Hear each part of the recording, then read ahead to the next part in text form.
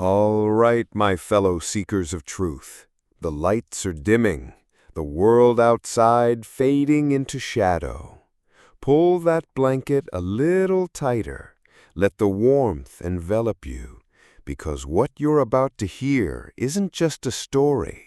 It's a descent into the hidden currents of history, a journey beneath the polished surface of what they want you to believe.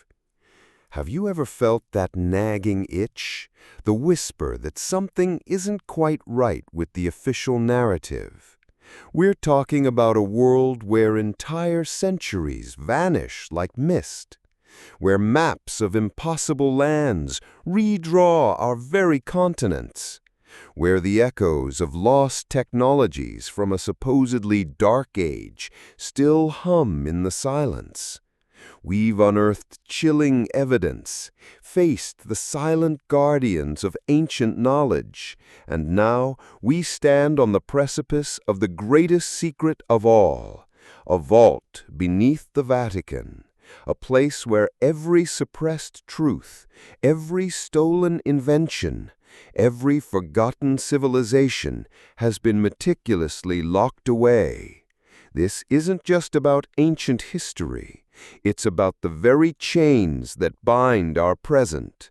So dim those lights, snuggle in, and prepare to have your understanding of reality fundamentally shaken.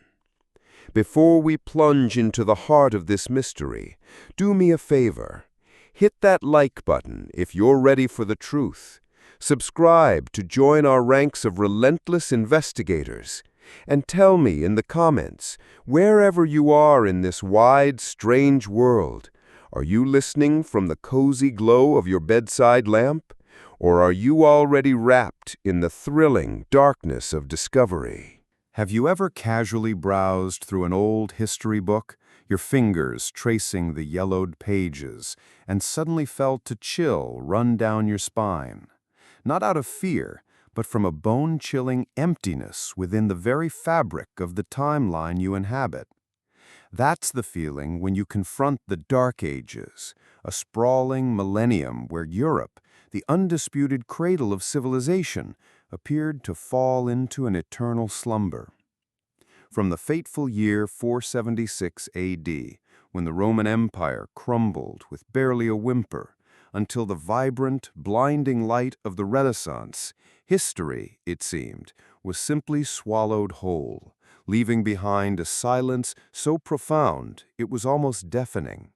You turn those brittle pages, and the first thing you perceive isn't just absence, it's a gaping, terrifying void, as if some unseen hand deliberately ripped hundreds of critical pages from the immense chronicle of this continent.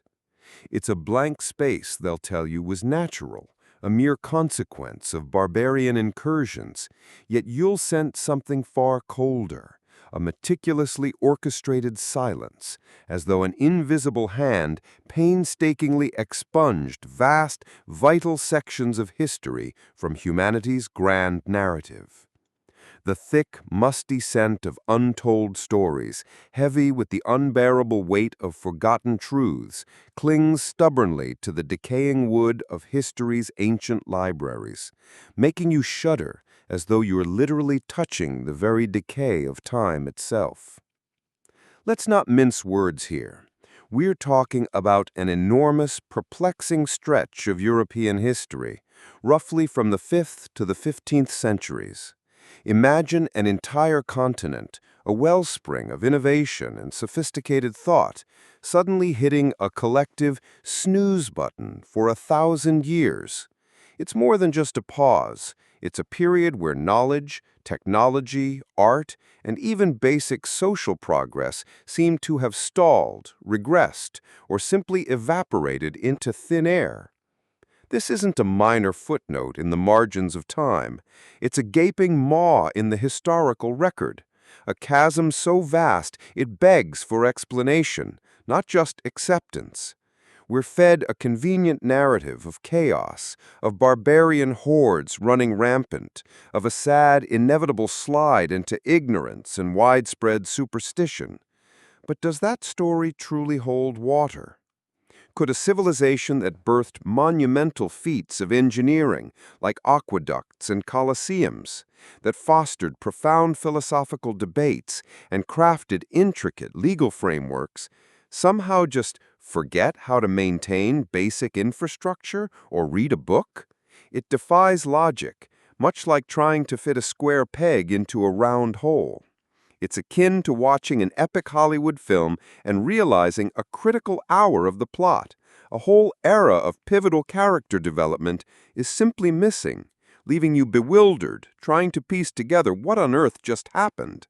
This is not just a dark age, it is a European vanished era, a chilling reality deliberately obscured behind a convenient, vague, and utterly unsatisfactory narrative.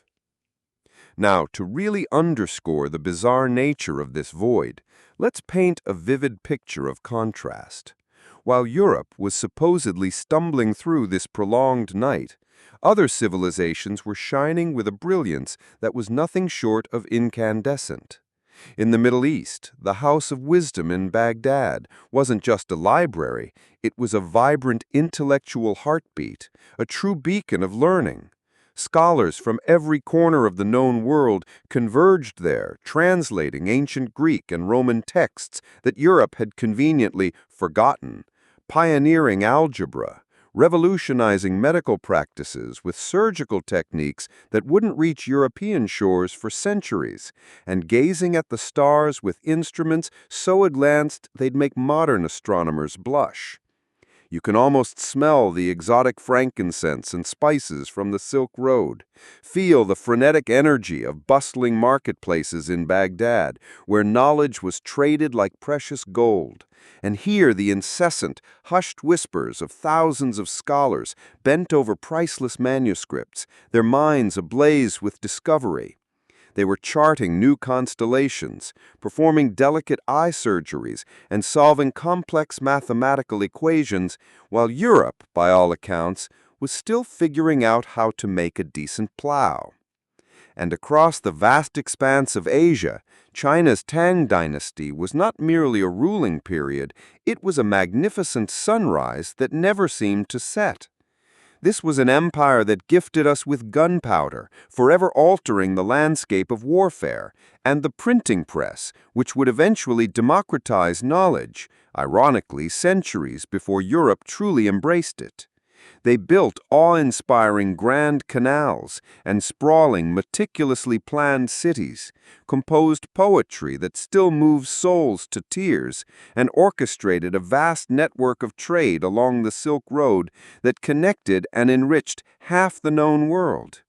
You could almost feel the silken fabric soft against your skin, hear the tranquil chime of temple bells echoing through serene meditation gardens, and undoubtedly catch the distinctive aroma of ink from countless printing workshops churning out millions of pages of texts, spreading wisdom to every corner of their vast empire.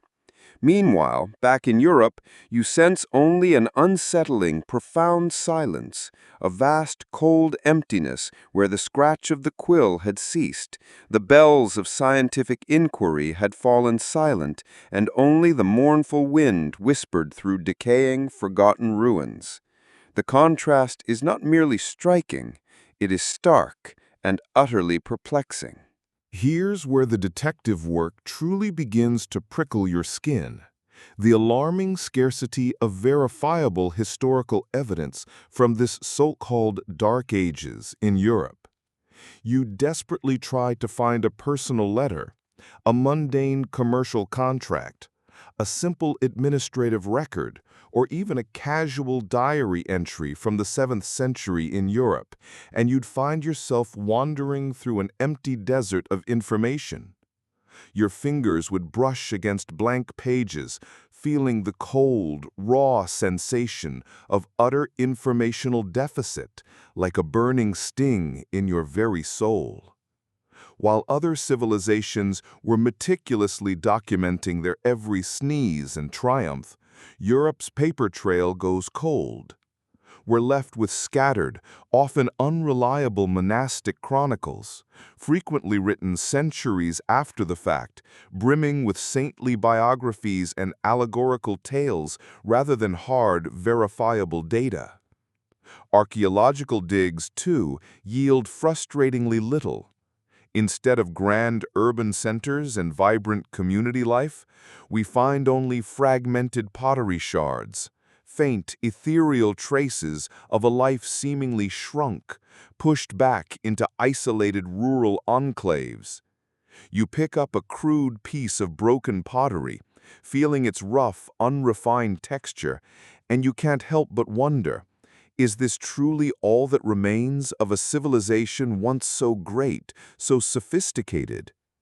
This profound lack of tangible evidence is not just an absence, it's a resounding silence, a missing puzzle piece that throws the entire historical narrative into question.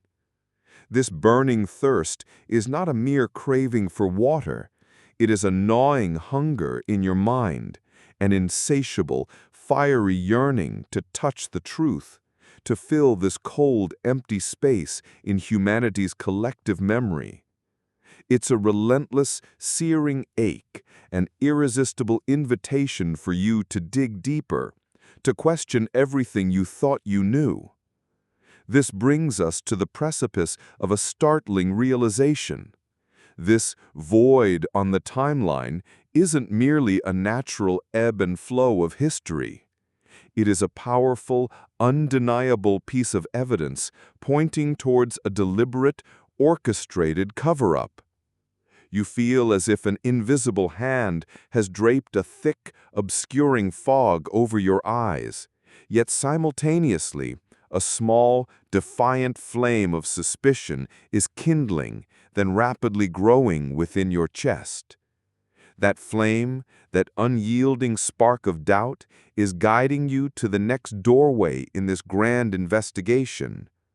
Who were the enigmatic guardians of memory, who wielded the power to define historical truth and meticulously safeguard the very memory of an entire continent? The slow, deliberate clink of a key turning in the heavy lock of history awaits your arrival. The journey to unveil Europe's true vanished era has just begun. Have you ever found yourself gazing at an old map, maybe a family tree, and then abruptly felt a jolting, disorienting void? A sense that something crucial has been surgically excised from the timeline of your very existence. Now, magnify that feeling by 1,000 years, by an entire continent. You might ask, who dared to coin the chilling phrase, Dark Ages? It wasn't some neutral academic, coolly dissecting history from afar. No, my friend.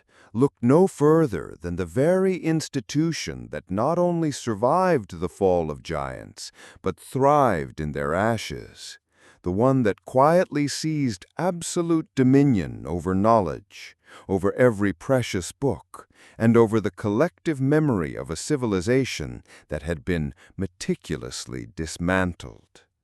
When Rome crumbled, not with a bang, but with a whisper, and the secular world fragmented into 1,000,000 helpless pieces, the Vatican, in its earliest, nascent form, rose like a solitary, defiant lighthouse, its beam piercing the overwhelming, inky blackness of that tumultuous sea of night.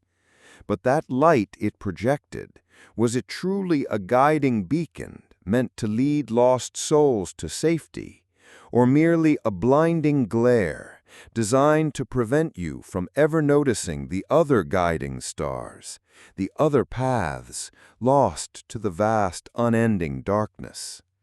You'll find this scenario strikingly akin to a cunning teacher deliberately spoon-feeding you falsehoods, yet insisting with a pious, unwavering gaze that it's all for your own good, that you're simply too naive to grasp the brutal, unfiltered truth.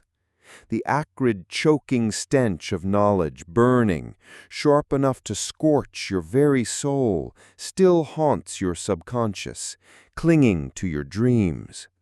You can almost hear the dry, brittle sound of thousands of priceless pages being violently ripped, their desperate, tearing cries echoing like the stifled, heartbreaking sobs of a suffocated civilization. But how did such a seemingly vulnerable seed of faith blossom into such a gargantuan tree of power, its oppressive branches casting a perpetual shadow over an entire continent? It's a story less about divine intervention and more about shrewd opportunism. After the cataclysmic, earth-shattering implosion of the Roman Empire, an event that sent shockwaves across the known world, the Church wasn't just a survivor, it stood as arguably the singular, most organized entity left standing amidst the ruins. Imagine a grand, intricately woven tapestry, a masterpiece of human endeavor, suddenly unraveling thread by painful thread, until all that remains is a single, stubbornly resilient cord. That cord, my friend, was the Church. While secular governments dissolved into petty squabbling fiefdoms, while legal systems crumbled into localized vendettas, and while sophisticated infrastructure decayed, the Church, with its unwavering hierarchical structure, its vast network of secluded monasteries, and its universally accepted language, Latin, provided the only coherent framework for a world drowning in chaos. It wasn't merely the only game in town, it became the entire stadium, absorbing all power, political, social, and most critically for our investigation, intellectual, into its ever-expanding orbit. They didn't just fill a void, they became the void, a vacuum that sucked up all authority.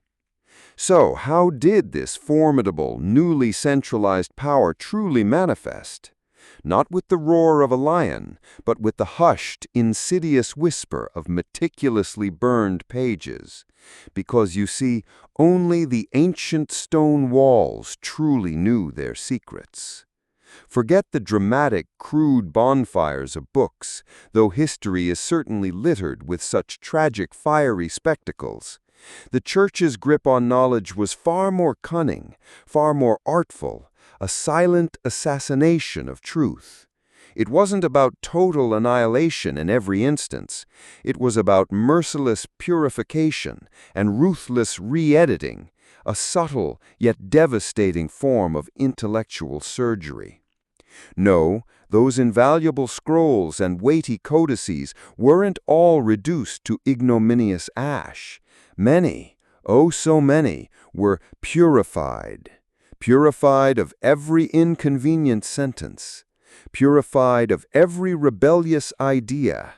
Purified of truth itself. Or, perhaps even more chillingly, they were not destroyed, but imprisoned deep within secret, subterranean vaults, like wild beasts in chains, their growls of forbidden truth echoing only in the suffocating darkness. Only a select, meticulously curated collection of texts, painstakingly copied and meticulously transcribed into ecclesiastical Latin, a language meticulously guarded, accessible only to a specially trained, utterly loyal clerical elite, were deemed worthy of existence, allowed to briefly glimpse the light of day. Can you possibly imagine the thick, cloying dampness permeating those eternally sealed libraries, where thousands upon thousands of priceless, unread books are slowly, agonizingly decaying in the oppressive, lightless gloom, patiently awaiting a day when a sunbeam might finally caress their forgotten pages? That's not just a smell. It's the rotting breath of millennia of buried knowledge, clinging to every crumbling wooden shelf, chilling you to the very bone. This, my friend, is a secret buried deep beneath the sands of time, waiting for a courageous hand to peel back its layers. The underlying motives for this aggressive, systematic control ran far deeper than a simple hunger for power. They weren't satisfied with mere dominance. They were utterly determined to redefine the very essence of truth itself. They sought to control the entire flow of thought, to ensure that every human gaze remained fixated solely upon their singular lighthouse in the chaotic, churning sea of intellectual night, utterly convinced that no other guiding stars existed, no other safer shores to seek. This pervasive manipulation wasn't confined to the dusty shelves of forgotten libraries. It insidiously seeped into every nascent school, every secluded monastery, every village well where gossip mingled with water. It was a conscious, relentless effort to mold the very bedrock of human intellect, to dictate not just what you believed, but how you believed it, and, crucially, why. They craved a singular, unwavering narrative where independent thought was not just discouraged, but deemed a dangerous, punishable heresy. You'll find this chillingly familiar, won't you?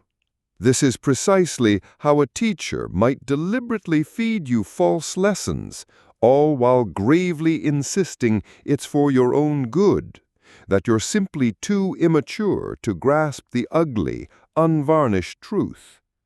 Do you remember that unsettling feeling of placing absolute trust in someone, only to later realize you'd been led into a deceptive labyrinth of carefully constructed lies? This is precisely that sensation, but on a scale so grand it boggles the mind. This systematic manipulation spread like an invisible spider web, its delicate, silken threads tightening imperceptibly around your very thoughts, controlling how you perceive the world and even how you process your own existence, all without your conscious awareness. It's a diabolical plan, a secret buried deep beneath the sands of time, designed to reshape not only history, but your very soul. Now, truly immerse yourself in the visceral experience of this intellectual stranglehold. You can almost feel each microscopic grain of ancient dust, heavy with countless untold secrets clinging to your skin, as you envision yourself treading the hallowed ground of a library reduced to ashes, tracing the ghostly outlines of vanished wisdom with your fingers. Or perhaps you're touching the brittle, rotting pages within some hidden subterranean vault, the paper dissolving under your tentative touch, releasing the faint, lingering whispers of forbidden truths. The faint, rhythmic scratch of a quill from an unseen monastic cell, methodically copying, or perhaps rewriting, history into a new, cold, and utterly impersonal version, echoes in the profound silence. The overpowering scent of beeswax candles and cloying, acrid incense, thick and suffocating, fills the dimly lit churches, creating an atmosphere steeped in unquestioning obedience and fervent, unthinking faith. The deep and resonant thud of church bells, their solemn peals reverberating across the quiet countryside, wasn't just an auditory signal. It was the unmistakable voice of absolute authority, infiltrating every hidden corner of your mind, meticulously shaping your perceptions of time, salvation, and the entire known world. This was a sensory world meticulously engineered not for exploration, but for absolute, unwavering submission. This deep-seated control, this deliberate, chilling sculpting of knowledge and collective memory now perfectly sets the stage for our next crucial, unsettling question. If the Church wielded such immense power over the very records of the past, what did they do with the very flow of time itself? Could they, in their insatiable quest for ultimate, absolute authority, have dared to alter the very chronology that fundamentally defines our understanding of European history? The faint metallic click of a lock turning in the ancient dusty annals of history now beckons us further, deeper into this labyrinth of long-forgotten secrets. This story, I assure you, is far from over. Do you ever feel a bone-deep, icy chill when you contemplate hundreds of years seemingly expunged from the historical map of Europe? A colossal chunk of the continent's life story simply gone. Imagine trying to trace your own family lineage, only to discover 3 consecutive centuries of your ancestral tree inexplicably, terrifyingly blank.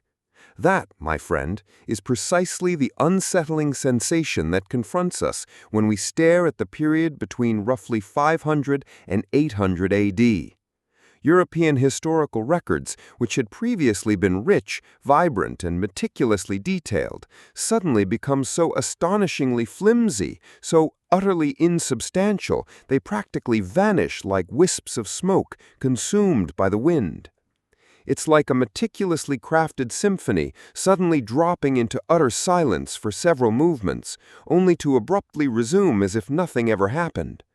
Meanwhile, across the vast tapestry of the globe, in the bustling intellectual metropolises of the Middle East and the serene ordered courts of Asia, chronicles are not just surviving, they are flourishing, bursting with vibrant details, unwavering reliability, and an almost frantic pace of discovery. Why, you demand with a rising sense of indignation, did only Europe, the very birthplace of classical thought and monumental achievements, plunge into such a prolonged, enigmatic void lasting 3 whole centuries? This isn't just a missing chapter, it's a gaping, festering wound on the timeline, a scar that never truly heals, and every time your mind brushes against it, you feel the icy caress of deception. This insatiable hunger isn't for physical sustenance, it's a gnawing, relentless ache deep within your very mind, a wordless, desperate craving for answers, as if a vital, irreplaceable piece of your own being, of the history you inherently belong to, has been savagely, purposefully ripped away. You reach out, fingers grasping at the emptiness, but find only a cold, indifferent vacuum, a wound that refuses to close, a mystery that stubbornly defies explanation. The acrid, ghostly scent of burning paper, a memory from libraries consumed by flame, still haunts your dreams, leaving you with the unsettling sensation that you're standing amidst a pile of smoldering ashes, hearing the stifled, desperate sobs of suffocated knowledge. Let's peer closer, much closer into this shiver of history. We're not talking about a minor, insignificant gap in a remote corner of the world, but a wholesale, terrifying vacuum of documentation during a period that, by all accounts, should have been brimming with human activity, however modest.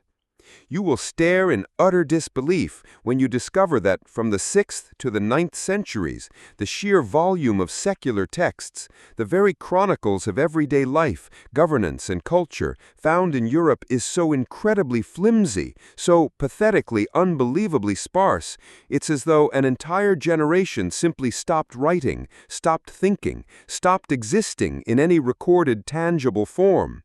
Imagine an entire bustling library, once a vibrant sanctuary of intellect and diverse ideas, suddenly reduced to nothing more than a few dusty, half-eaten pamphlets, their words fading into illegibility, consumed by the relentless maw of time. This isn't merely a lack of archaeological finds or forgotten archives. It's a deafening, terrifying silence that stretches across centuries, an eerie stillness that should make your skin prickle with a profound existential unease. Where are the casual personal letters that chronicle daily struggles and joys? The mundane commercial contracts that underpin economic life? The profound political treatises that outline nascent governance? The groundbreaking scientific observations that mark intellectual progress? They are, by and large, ghosts, ephemeral whispers that vanish into the ether before they can ever be properly caught, before they can ever become part of our collective memory. Your fingers brush against those blank pages in your mind, feeling the cold, raw sensation of utter informational deficit, like a searing phantom burn, a desperate, aching pain for what has been irrevocably lost. This isn't just a missing chapter, it's a secret buried deep beneath the sands of time, a deliberate, calculated erasure of truth, leaving a gaping abyss in our collective consciousness.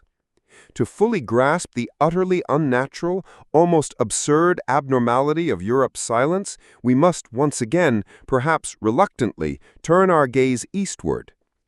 While Europe was allegedly wallowing in its intellectual slumber, a convenient narrative perpetuated by those who benefited, Baghdad was not just a city, it was a scorching crucible of unprecedented knowledge, a bustling, vibrant beehive of innovation and discovery.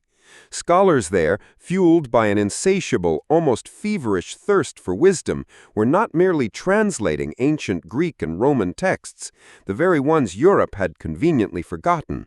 They were building upon them, laying the very foundations of algebra, revolutionizing medicine with surgical techniques and pharmacological advancements unheard of in the West, and meticulously charting the cosmos with astronomical precision that would astound modern minds. The light of knowledge didn't just flicker weakly in these eastern lands. It blazed like 1,000 suns, illuminating every winding path of the Silk Road, touching distant lands and inspiring new thought.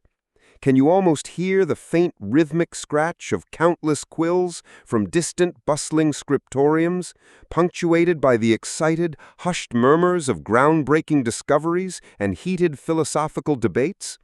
You can almost smell the exotic frankincense and rich spices from the thriving markets, feel the warmth of intellectual fervor radiating from every corner. Meanwhile, back in Europe, the cold, relentless wind whispers solely through empty cloisters and silent, crumbling monasteries, leaving only the mournful sighs of abandoned knowledge, the chilling echoes of a wisdom that had mysteriously vanished. The silence in Europe during these centuries isn't just an absence, it's a terrifying, unnatural sound, a concrete, damning piece of evidence for something far more sinister than simple historical decay.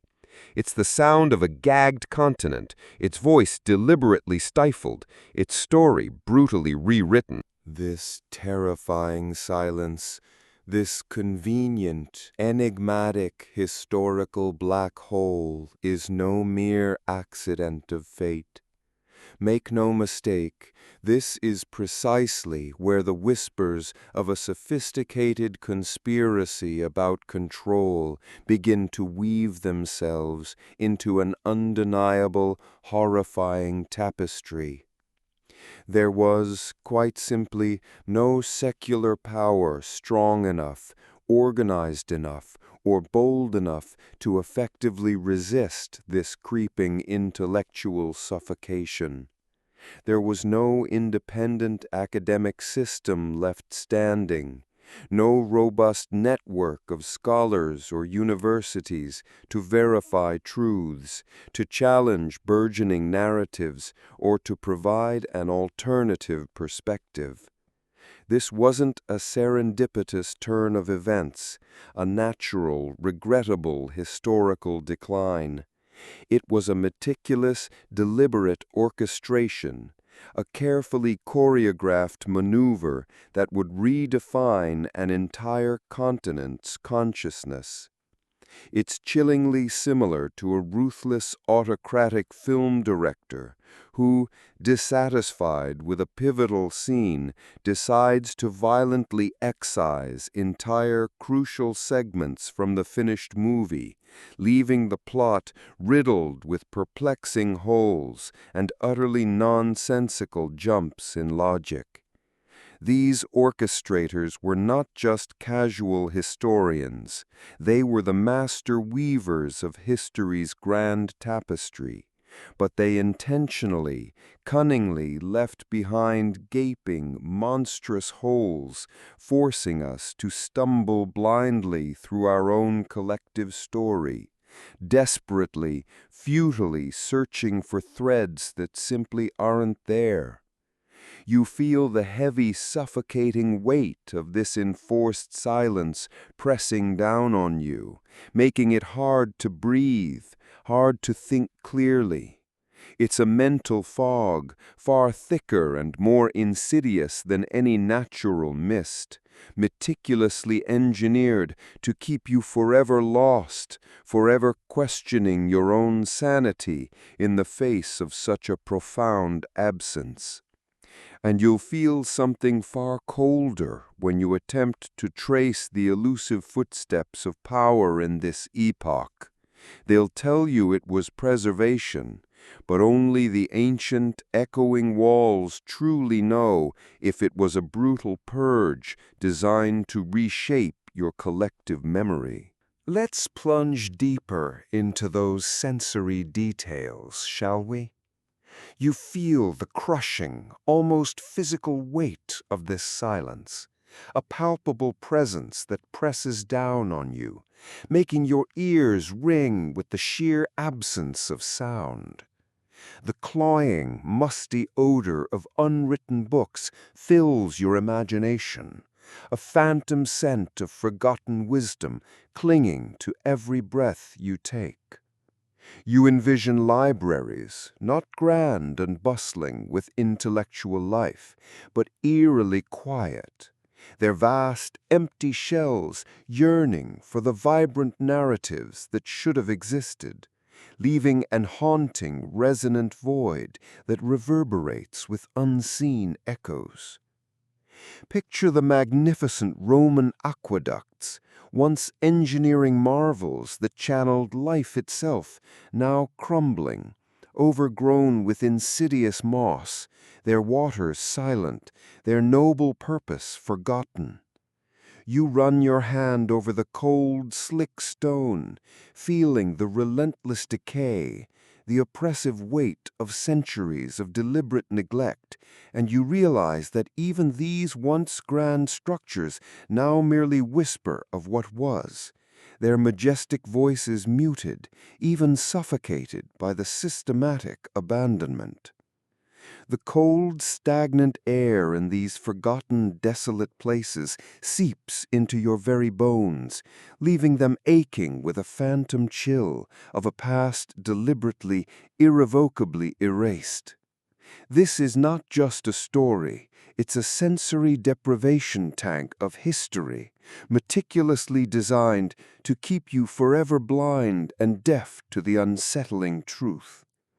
This deep-seated, chilling control, this deliberate, cold sculpting of knowledge and collective memory now perfectly sets the stage for our next crucial, profoundly unsettling question. If the Church wielded such immense, unchallenged power over the very records of the past, then what exactly did they do with the very flow of time itself? The faint metallic click of a lock turning in the ancient, dust-laden annals of history now beckons us further, deeper into this labyrinth of long-forgotten secrets.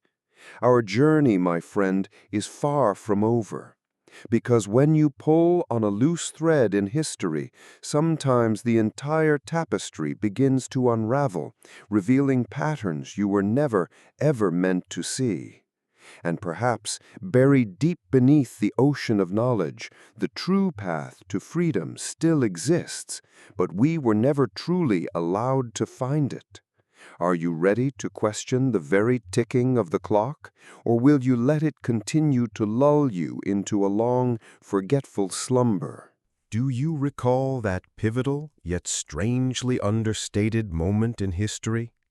The year 476 AD, a day much like any other in the sprawling, decaying heart of Rome. Romulus Augustulus, a name that sounds almost too fragile for the inheritor of such a monumental legacy, the final echo of a colossal empire, was unceremoniously deposed. There was no cataclysmic thunder, no raging tempest, no grand dramatic collapse, just a quiet, almost indifferent shrug from the annals of time, a mere whisper in the winds of change. They say this marked the definitive end of the Western Roman Empire, a natural, weary sigh from an ancient, exhausted power. But you'll feel a profound sense of disquiet, an unsettling unease when you learn that not a single funeral bell tolled from the ancient Roman Forum, not a single tear was shed in lamentation for an empire that had for centuries reigned supreme over virtually the entire Western world. What on earth happened? An empire that had stood for centuries, an entity of unparalleled power and reach, simply evaporated after a bloodless coup, leaving behind no lamentations, no clear, undeniable traces in the immediate historical record? The silence is unnerving, almost deafening, like standing alone in a vacuum chamber of history, where every sound, every echo of the past has been utterly, meticulously stifled, leaving you with nothing but the ringing in your own ears, a testament to what isn't there. Only the ancient walls of the Roman Forum know the true secret of that eerie silence. This unnerving historical quietude, this sudden vanishing act of an empire, leads us to one of the most audacious, mind-bending theories ever proposed in the quiet, dusty halls of academia, the phantom time hypothesis. This isn't some wild, unsubstantiated fantasy. It's a meticulously argued, deeply unsettling idea that suggests a massive chunk of European history, specifically approximately 300 years between the 7th and 10th centuries, never actually occurred. Instead, it was fabricated, inserted, or added into our historical records, a colossal act of historical fraud. Think of it like this: someone, somewhere, somehow, created a vast historical spreadsheet, and then, for reasons unknown, simply copy-pasted 3 entire centuries of events and figures into it, artificially extending the timeline like a rubber band stretched to its breaking point. It's a concept so radical, so fundamentally disruptive to our understanding of linear time, that it feels as if the very ground beneath your feet is shifting, threatening to swallow you whole, leaving you breathless.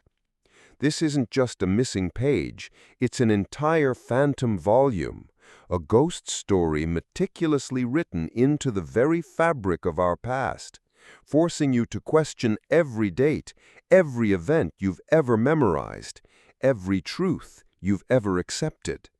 It's a grand illusion, and you're trapped inside its carefully constructed narrative. The odd and deeply unsettling evidence supporting this outlandish claim is what truly begins to prickle your skin and sends a shiver of recognition down your spine, like a discordant note in a familiar melody. Imagine, if you will, the collective gasp from those rare, brave historians when they began to notice a series of bizarre, almost uncanny repetitions in historical events and figures across different eras. For instance, consider the striking, almost eerie parallels between two supposedly great Roman emperors, Charlemagne and Constantine. Their life stories, their military campaigns, their imperial achievements, even certain personal details seem to mirror each other with unnerving precision, almost as if they were copied and pasted from the very same historical blueprint, their narratives recycled for convenience. It's like watching two different movies with identical plots and characters, separated by centuries, yet both claiming complete originality. You'll feel as if history itself is deliberately mocking you, repeating its lines with a terrifying, calculated precision. And then, perhaps even more disturbingly, you confront the archaeological record. Excavations across vast swaths of Europe, in region after region, reveal an astonishing, almost complete absence of concrete, verifiable traces of life or culture during that very specific period, from the 7th to the 10th centuries. There are magnificent Roman ruins before it, and flourishing medieval towns after it, but in between, a vast, inexplicable void. As if an entire epoch has been surgically removed from the geological stratum, a blank tape where vibrant human existence should have been recorded, leaving behind only the hissing static of utter emptiness, a deafening silence carved into the very earth. Perhaps the whispers behind your back about a swallowed time period weren't so far-fetched. You'll feel a surge of anger, a hot wave of frustration, realizing that we lack not just information, but the very material traces of existence itself.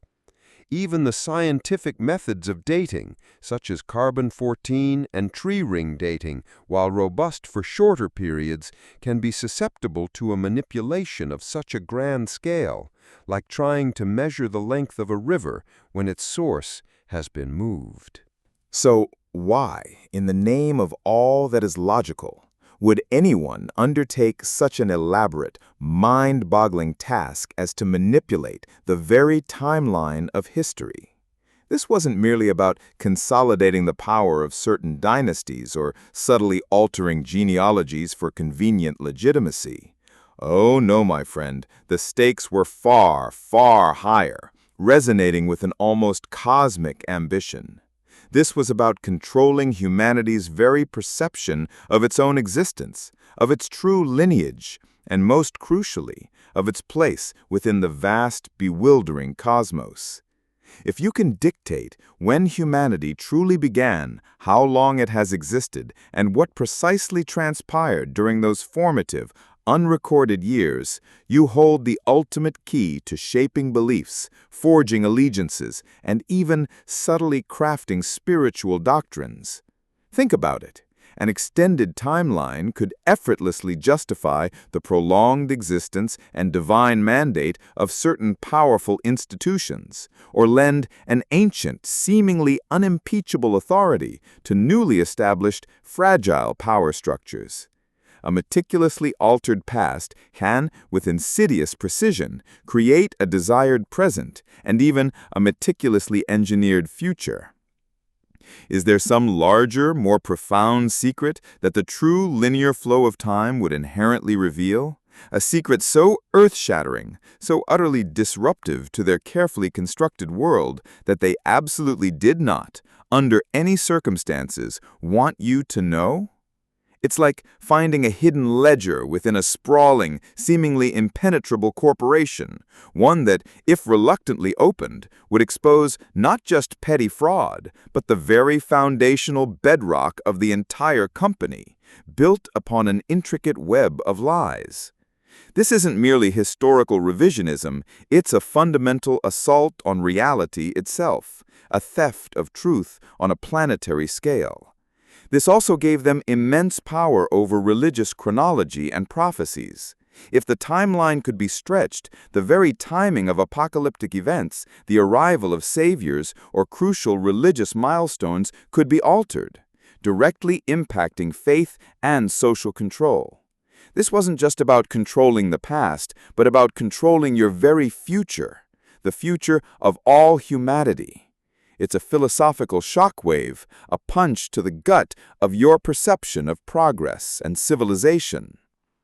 Now, let your senses truly absorb the staggering implications of such a grand, silent deception. You feel the unnerving, almost paralyzing coldness of a truth so fundamentally distorted it warps your very perception of reality, like looking into a funhouse mirror that distorts your reflection into something unrecognizable.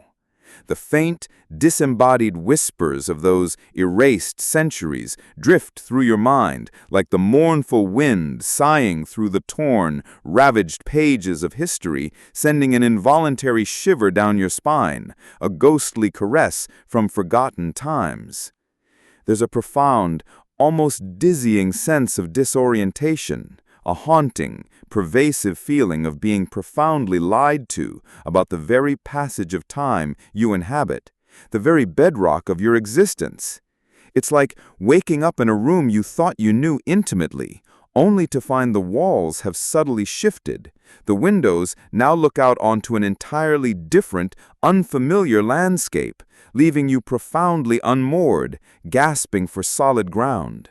You can almost taste the bitterness of systemic deceit, a sharp, metallic tang on your tongue that makes you question every single number, every single date on every calendar you've ever trusted. You run your hand over the cold, slick stones of abandoned Roman ruins, feeling their decay, the sheer weight of centuries of deliberate neglect, and you realize that even these once grand structures now merely whisper of what was, their majestic voices muted, even suffocated by intentional abandonment. The stagnant, biting air in these forgotten, desolate places seeps into your very bones, leaving them aching with a phantom sensation of a past deliberately, irrevocably erased. This is not just a story. It's a sensory deprivation tank of history, meticulously designed to keep you forever blind and deaf to the unsettling truth. So, my intrepid investigator, we've laid out the bewildering pieces of this colossal puzzle. The phantom time hypothesis boldly claims that large swaths of our accepted history are nothing more than clever, insidious fabrications. It points to eerie historical repetitions and a startling archaeological silence, a void in the very earth itself. The question then becomes, who possessed the audacity, the organizational prowess, and the sheer unbridled power to execute such a monumental deception, to essentially edit the very timeline of human existence? Who could redraw the very chronologies for an entire continent, rewriting the past for millions without a single soul truly knowing? The answers, I suspect, lie not just in dusty archives, but in the deepest, most carefully guarded vaults of power, where secrets are kept not just for centuries, but for millennia. Our next journey, I assure you, will take us directly to the doorstep of those who dared to play God with time itself. And perhaps, deep beneath the ocean of knowledge, the true path to escape still exists, a glimmer of light, but we were never truly allowed to see it. Are you ready to question the very ticking of the clock? Or will you let it continue to lull you into a long, forgetful slumber? Can you truly grasp the profound, almost satirical irony of it all? The church, once a small, whispered sect, huddled in shadows, its followers hunted and persecuted, now wielded a form of power that even the most ambitious Roman Caesars could only dream of. Not merely dominion over vast lands and legions of soldiers, but the unfathomable authority to govern human souls, and more insidiously, to meticulously curate their collective memory. You can almost feel the invisible hand of this burgeoning institution reaching out, subtly, expertly, touching every strand of your hair, every fleeting thought, meticulously shaping and directing every single belief you hold dear. It's a terrifying realization, a profound sense of helplessness against such a pervasive, unseen force, like being a puppet on strings you can't even see. What then became of the vast trove of historical knowledge during this terrifying vacuum? Who preserved anything at all? Not the once great secular schools of Rome. They had long since been systematically dismantled. Their intellectual foundations crumbled to dust, their libraries ransacked or left to decay. Not the independent intellectual class. Those who dared to think freely had either fled into desperate exile, been systematically silenced through intimidation and coercion, or brutally eliminated, their dissenting voices extinguished like candles in a sudden violent gale.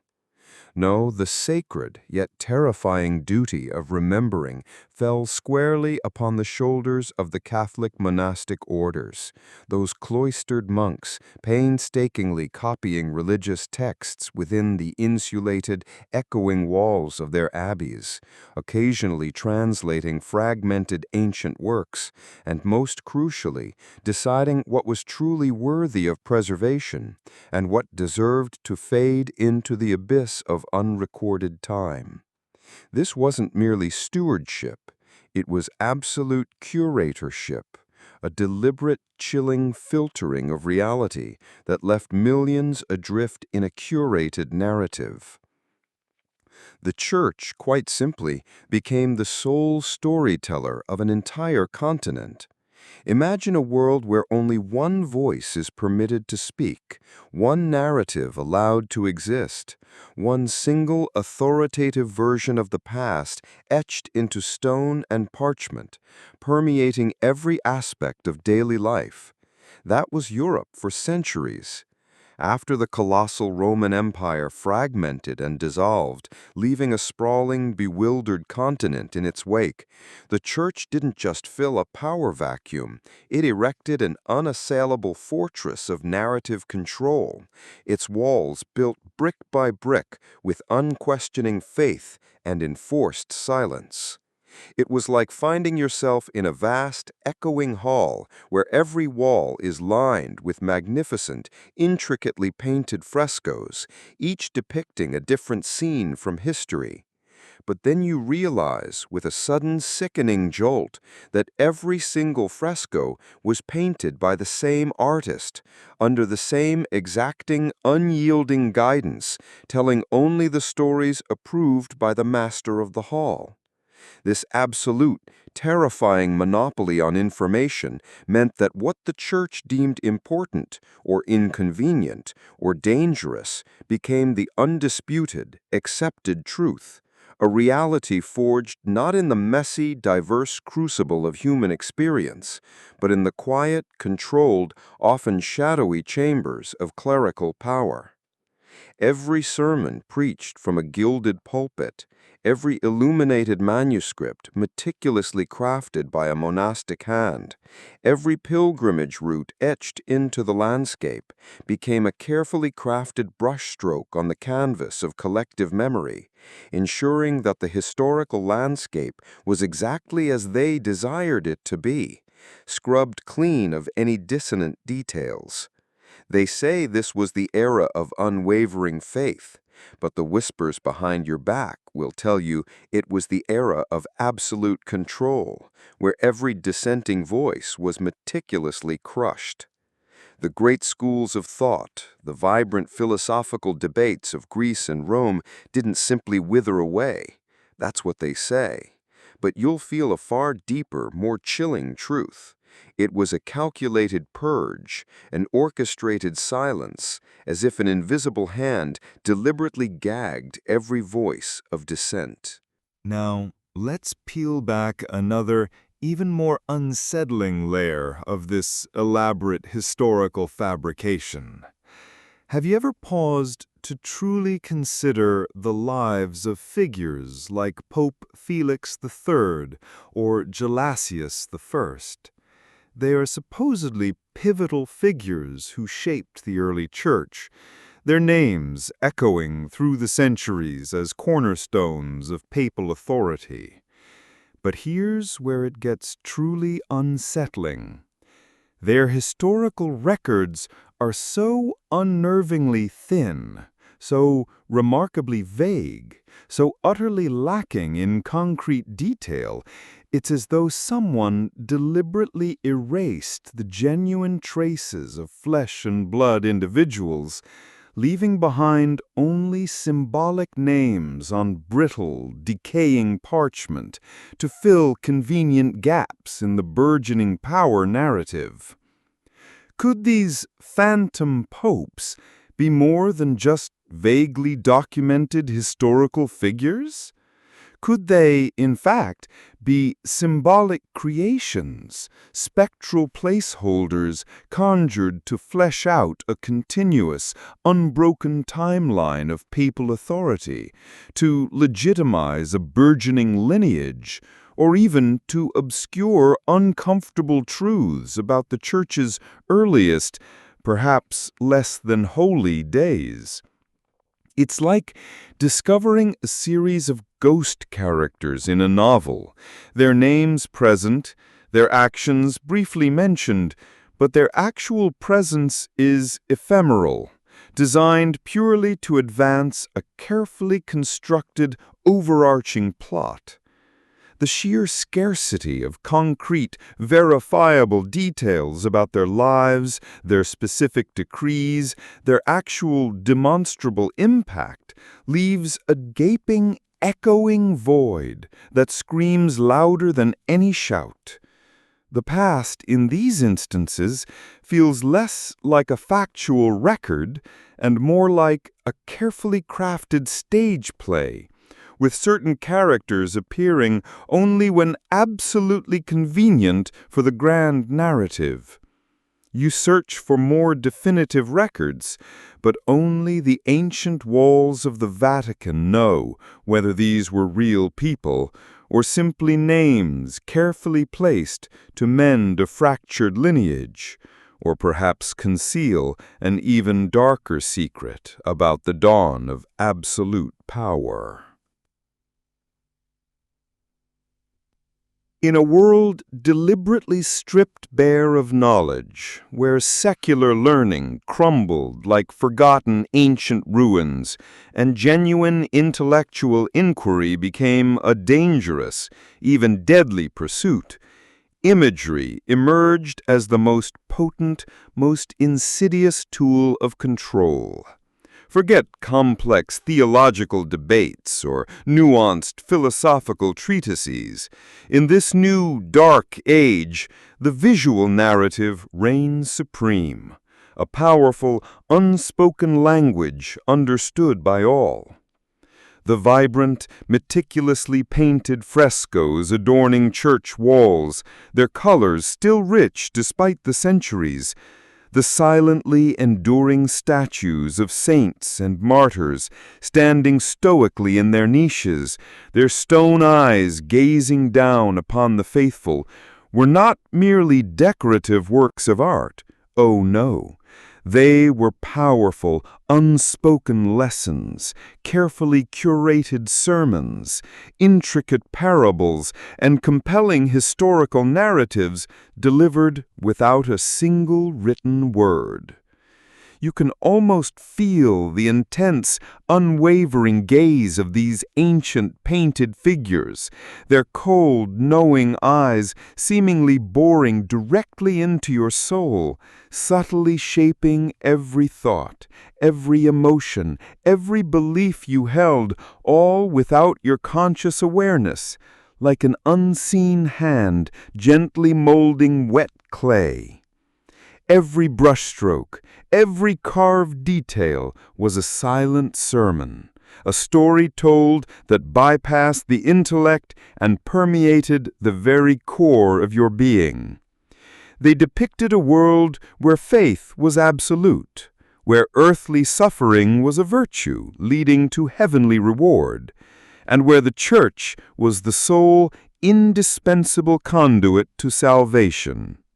These images, repeated endlessly across a continent plunged into widespread illiteracy, became the undisputed, unquestionable truth, a visual scripture guiding the masses, subtly bypassing intellectual resistance and embedding themselves directly into the collective subconscious.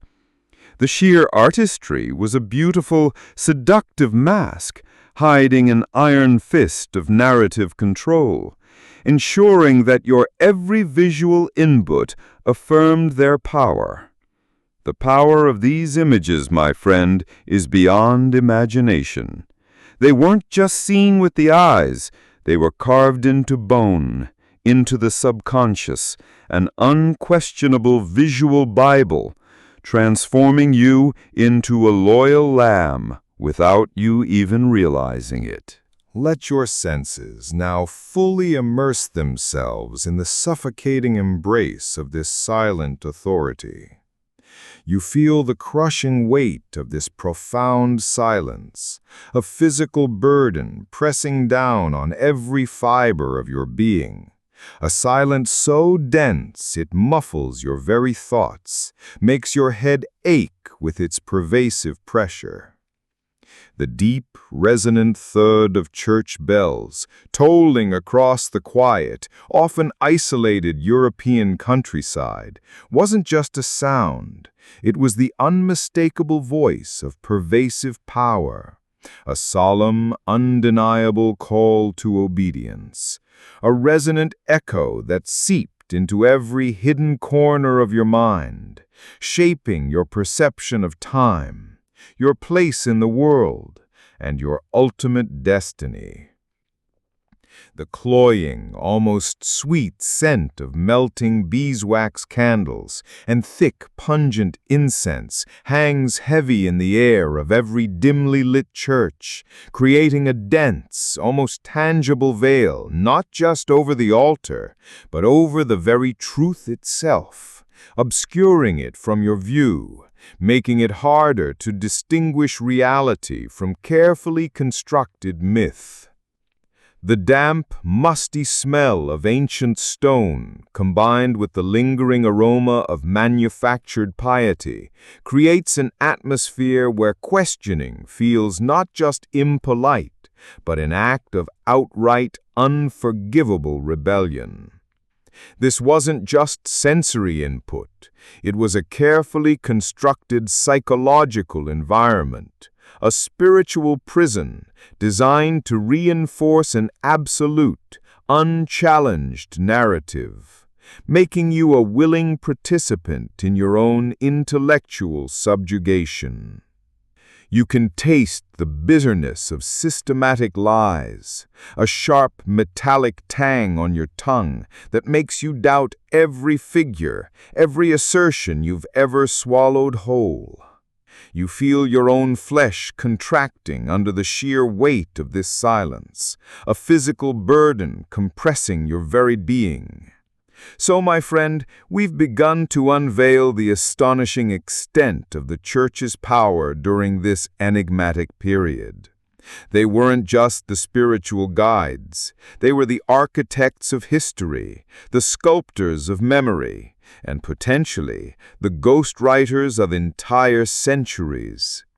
The lingering question, the one that makes your heart pound with a frantic rhythm, is what happens when a single entity holds such complete, unyielding dominion over the past, present, and the very narrative of the future.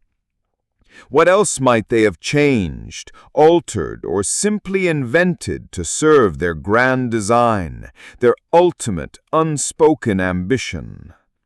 Our relentless pursuit of the truth, the true nature of this secret buried deep beneath the sands of time, will now take us down an even darker, more forbidden path.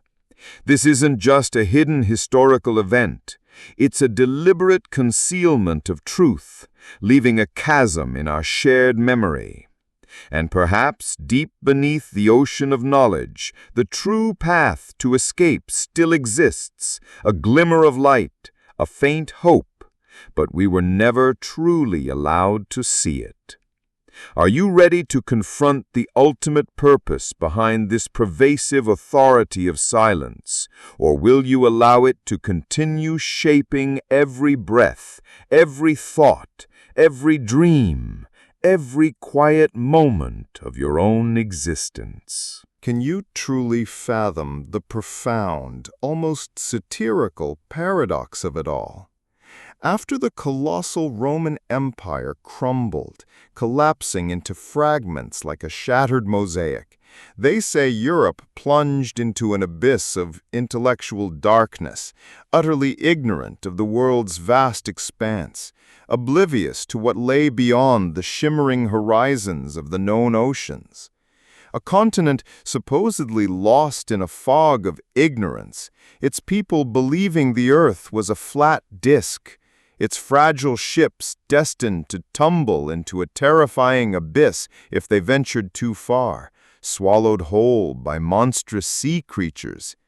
You can almost picture the wide-eyed fear, the desperate clinging to a tiny, familiar world.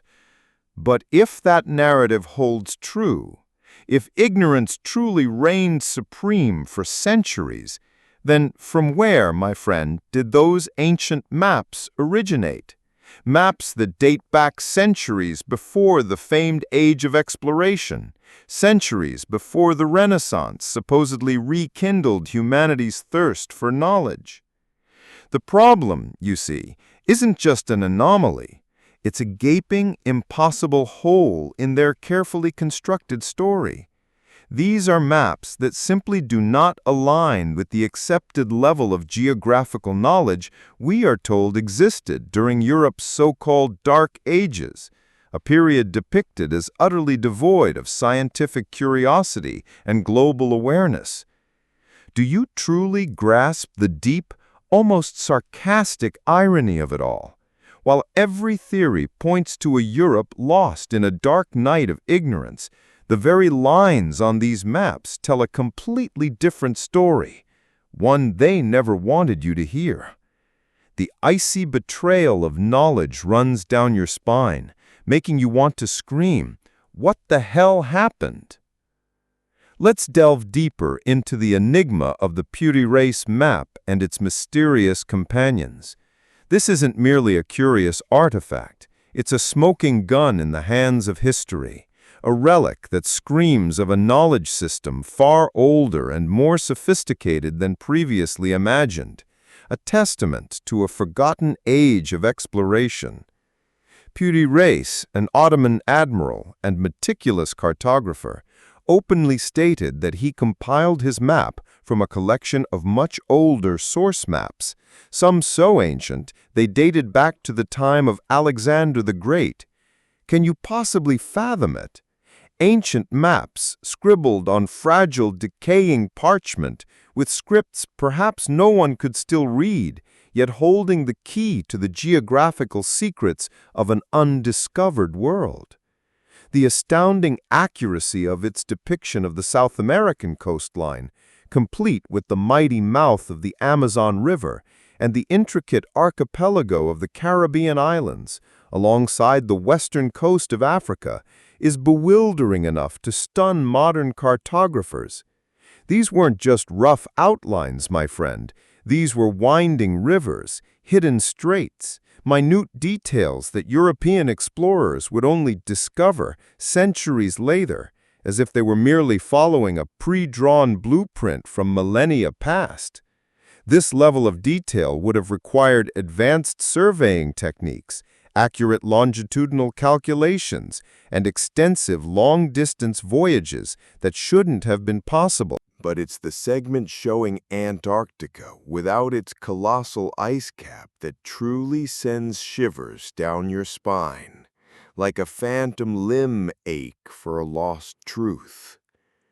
Modern geological surveys confirm that Antarctica was indeed ice-free thousands of years ago, long before any known civilization possessed the technology or means to map it, thriving with rivers and valleys where only ice now reigns.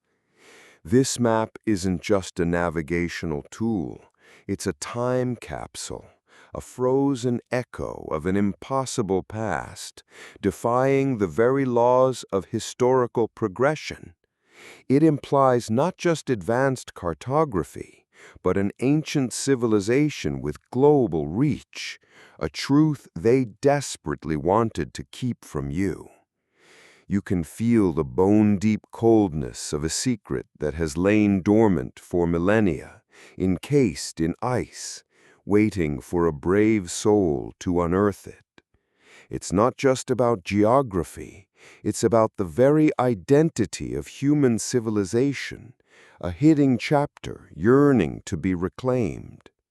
They say these maps were secretly preserved through millennia, surviving purges of knowledge and book burnings, hidden in libraries known only to a select few, a silent reminder that history can be concealed, but truth, my friend, never truly dies. And you can't help but wonder, did these ancient civilizations exist within that phantom time that was supposedly erased from our timeline? But the Piri Reis map is not alone in its audacious defiance of established history, a lone rogue voice in a chorus of carefully curated narratives. You'll feel a wave of profound awe and bewildering confusion as you gaze upon the Orentius Phineas map, drawn in 1531. This map, too, depicts Antarctica without its colossal ice sheets, revealing intricate rivers and valleys, a lush topography, as if charted directly from a time when the continent was a verdant, living landmass, thousands of years before it was entombed in its eternal frozen shroud. You'll see fine lines describing winding rivers, deep valleys, as if someone had walked on this land when it was still green, before it was buried under eternal ice.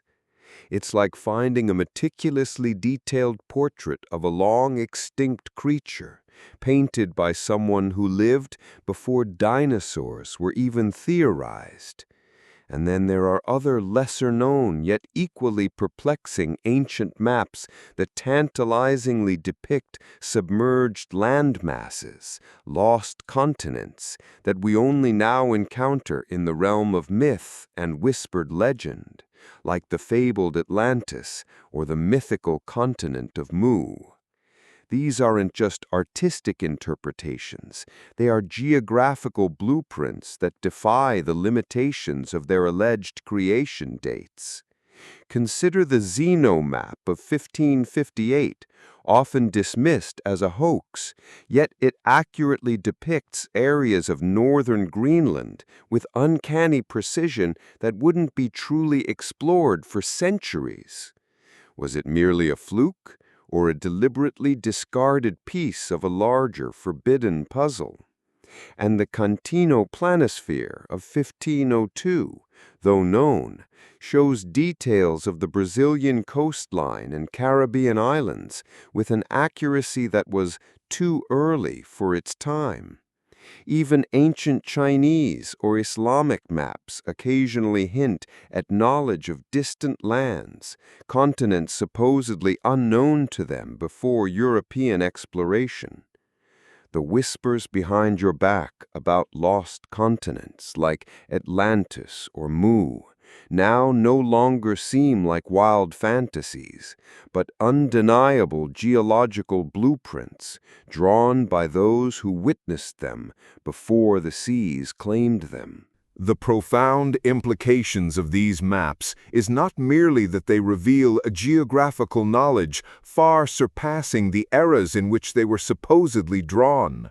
That alone is enough to send a seismic jolt through the most hardened skeptic. No, these maps do something far more radical, far more unsettling. They unmistakably hint at ancient, globe-spanning voyages, at sophisticated global civilizations, at intercontinental connections and trade routes that we are categorically taught never existed, systematically erased from the grand narrative of human progress. Who, then, possessed the sheer audacity and the meticulous planning to deliberately and systematically hide these profound pieces of evidence? Who conspired to keep this truly revolutionary knowledge under wraps, locked away in the deepest, darkest vaults of history, like forbidden treasures? Perhaps they, the architects of historical amnesia, did not want you to know that this world, our world, is infinitely vaster and far more complex than the simplified, carefully curated version you've been permitted to see. They didn't want you to discover that there were ancient civilizations whose names and legacies are now utterly lost to the ages, that not only existed but possessed knowledge and capabilities that we, with our modern hubris, are only now beginning to painstakingly rediscover, slowly peeling back layers of deception. It's a cosmic injustice, a profound theft of humanity's true inheritance, leaving you with a gnawing sense of loss for all the knowledge that was deliberately suppressed, a hollow ache in your mind for what could have been. You can almost feel the oppressive weight of countless suppressed discoveries pressing down on your mind, suffocating the very spirit of true exploration. Let your senses now fully immerse themselves in the profound, unsettling mystery of these impossible maps. You feel the intricate, almost living lines on the ancient map pressing into your memory, each stroke a whispered secret from a forgotten past, a silent story only you can now truly hear.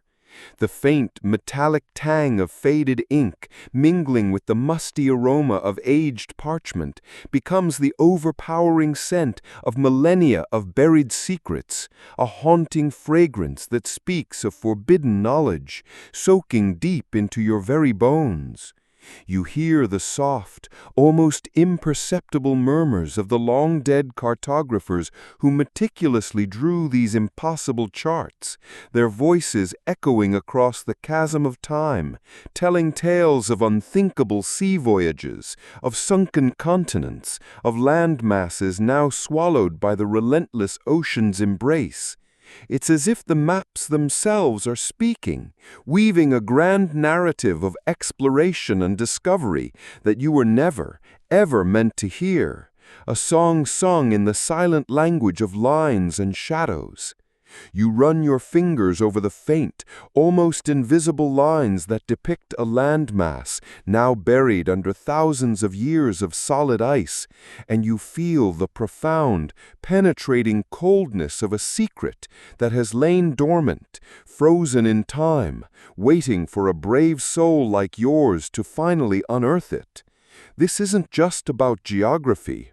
It's about the very identity of human civilization, a hidden chapter, a stolen birthright waiting to be reclaimed. So, we've navigated the treacherous, bewildering waters of impossible cartography.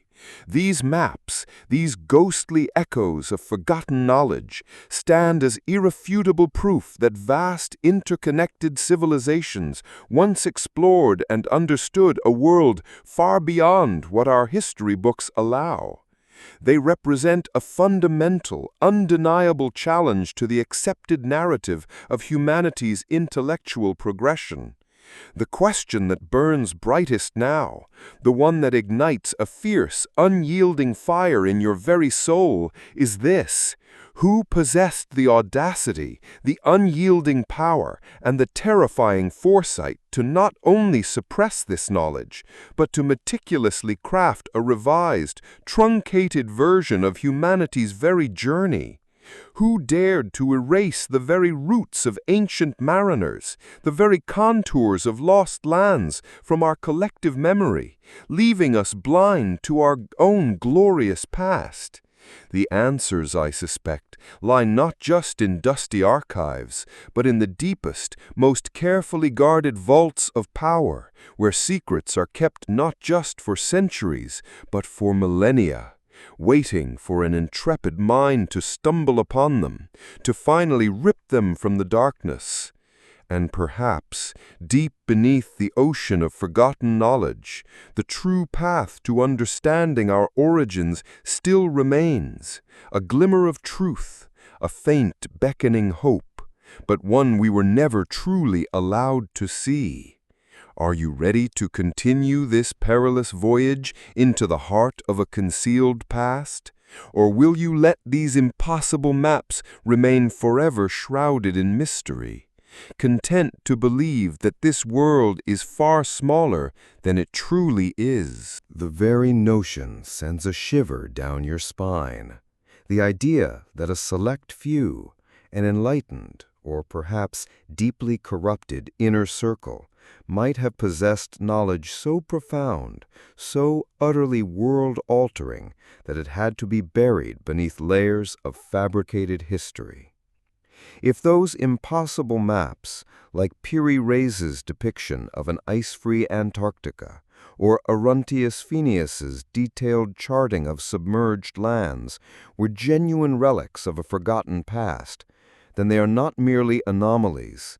They are direct, undeniable evidence of an advanced global civilization existing long before our accepted timelines.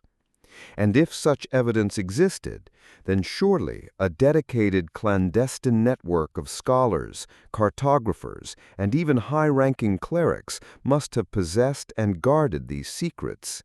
But not in the open, not in the bustling academic centers we imagine.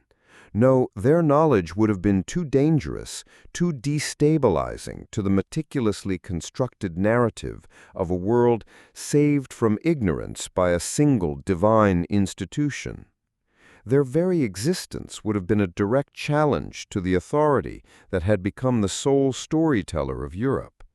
Instead, these enlightened few, these true inheritors of ancient wisdom, would have become ghosts in the historical machine, their voices muted, their discoveries deemed heretical, or perhaps their insights quietly absorbed and then locked away, like dangerous artifacts in the most secure, most secret vaults imaginable. They say these secrets faded with time, but the whispers behind your back speak of deliberate concealment, a quiet, ruthless purging of inconvenient truths, ensuring that only they controlled the narrative. You can almost feel the cold breath of these hidden secrets passed down through generations, encoded in seemingly innocuous manuscripts, perhaps even hidden in catacombs that only the ancient walls know of.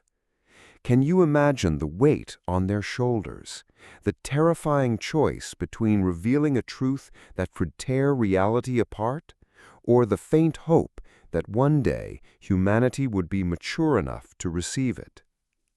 This leads us inevitably to the heart of the enigma, the pulsating core of this grand historical conspiracy, the Vatican Secret Archives, or, as it's formally known, the Archivum Secretum Vaticanum. The very name itself, Secret Archives, whispers of hidden truths, of documents veiled from prying eyes, a tantalizing promise of forbidden knowledge. For centuries, this repository has been shrouded in a thick fog of myth and speculation, a tantalizing carrot dangled before the insatiably curious, yet always just out of reach. Imagine, if you dare, its colossal scale, a labyrinthine complex stretching for over 50 miles of shelving, a veritable underground city of knowledge, housing more than 1 million documents, each one a potential piece of the puzzle, a whisper from the past, or perhaps a thunderous revelation. The air within these sacred, forbidden halls is said to be thick with the weight of unread words, each parchment a potential key to unlocking forgotten epochs. For generations, access to this veritable ocean of historical data has been, quite simply, almost absolutely restricted. A select few, mostly scholars deemed trustworthy by the Vatican itself, are granted limited, supervised entry, always under watchful eyes, their research carefully monitored. It's like being handed a single blurry photograph of an ancient landscape and told to reconstruct the entire world, knowing full well that countless clearer images exist just beyond your grasp. The sheer difficulty, the bureaucratic hurdles, the stringent vetting process all serve a singular purpose: to maintain an impenetrable barrier between the public and the raw, unfiltered truth, ensuring that only the sanctioned narrative ever sees the light of day.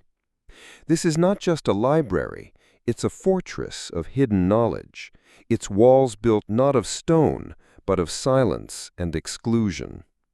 The very air inside these hallowed, forbidden halls isn't just thick with the weight of unread words, but also carries the musty scent of millennia of secrets, a ghostly aroma clinging to every breath. It's as if the ancient walls themselves are breathing, watching, and every faint sound is swallowed, leaving only the echoing silence of eternity. You feel the invisible gaze of hundreds of generations of monks and scholars pressing down on every step, every thought. Each parchment, each book seems to possess a spirit of its own, a curse guarding its sacred truth. The absolute difficulty, the bureaucratic obstacles, the stringent vetting process all serve a singular purpose, not just to keep secrets, but to mold how you perceive what you're allowed to see. They don't just hide the truth, they control how you understand it, how you internalize it. So what exactly do independent researchers, those few intrepid souls who dare to challenge the established narrative, truly believe might be hidden within the dusty, echoing corridors of the Vatican's secret archives? It's not just the tantalizing prospect of those ancient maps that redraw our continents and rewrite human history. Oh no, the speculation runs far deeper, far more provocatively. Imagine the thrill, the heart-stopping moment when your fingers, almost by accident, trace a line on an ancient map that shouldn't exist. Not the world you know, but an entirely different one, with continents they say only existed in myth. Or the moment your heart skips a beat as a brittle page reveals mathematical formulas, physics concepts, thousands of years ahead of their supposed time, as if someone peered into the future. What if researchers were to unearth ancient texts relating to long-suppressed pagan religions, not the demonized caricatures presented by the Church, but genuine, nuanced insights into belief systems that predated and challenged Christian dogma? What if they contained forbidden heretical scientific knowledge, astronomical charts that accurately depicted a heliocentric universe centuries before Copernicus, or medical treatises that rivaled modern understanding? The very thought is a spark of intellectual rebellion, a fire lit in the darkness. And what about records of advanced prehistoric civilizations, concrete evidence of technologically sophisticated societies that existed before the Great Flood, before recorded history, perhaps even before the supposed dawn of humanity as we understand it? The implications would be nothing short of revolutionary, dismantling not just history, but theology, anthropology, and every field of human knowledge. Or, even more startling, imagine evidence of extraterrestrial contact, detailed accounts of encounters with beings from beyond our world, carefully suppressed to maintain a tightly controlled worldview, ensuring humanity remains confined to a single earthbound narrative. The possibilities are a dizzying kaleidoscope of forbidden truths, each one a potential earthquake to the foundations of our accepted reality. The air in the room thickens, the whispers of confined souls trapped within these ancient pages echo in your mind, yearning for release. Each secret doesn't stand alone, my friend. They are pieces of a gigantic puzzle, a matrix of hidden knowledge where each fragment reveals something more horrifying about humanity's true origins and our place in the universe. Now let's confront the most chilling question of all. What could possibly be the motive for guarding such deadly secrets with such an iron fist, for meticulously maintaining a veil of profound ignorance for centuries?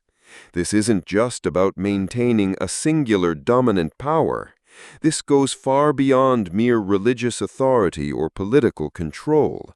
This, my friend, is about preventing a global panic, an unprecedented intellectual revolution that could utterly collapse every single belief system, every social structure, every pillar of certainty that we as a species have painstakingly built over millennia.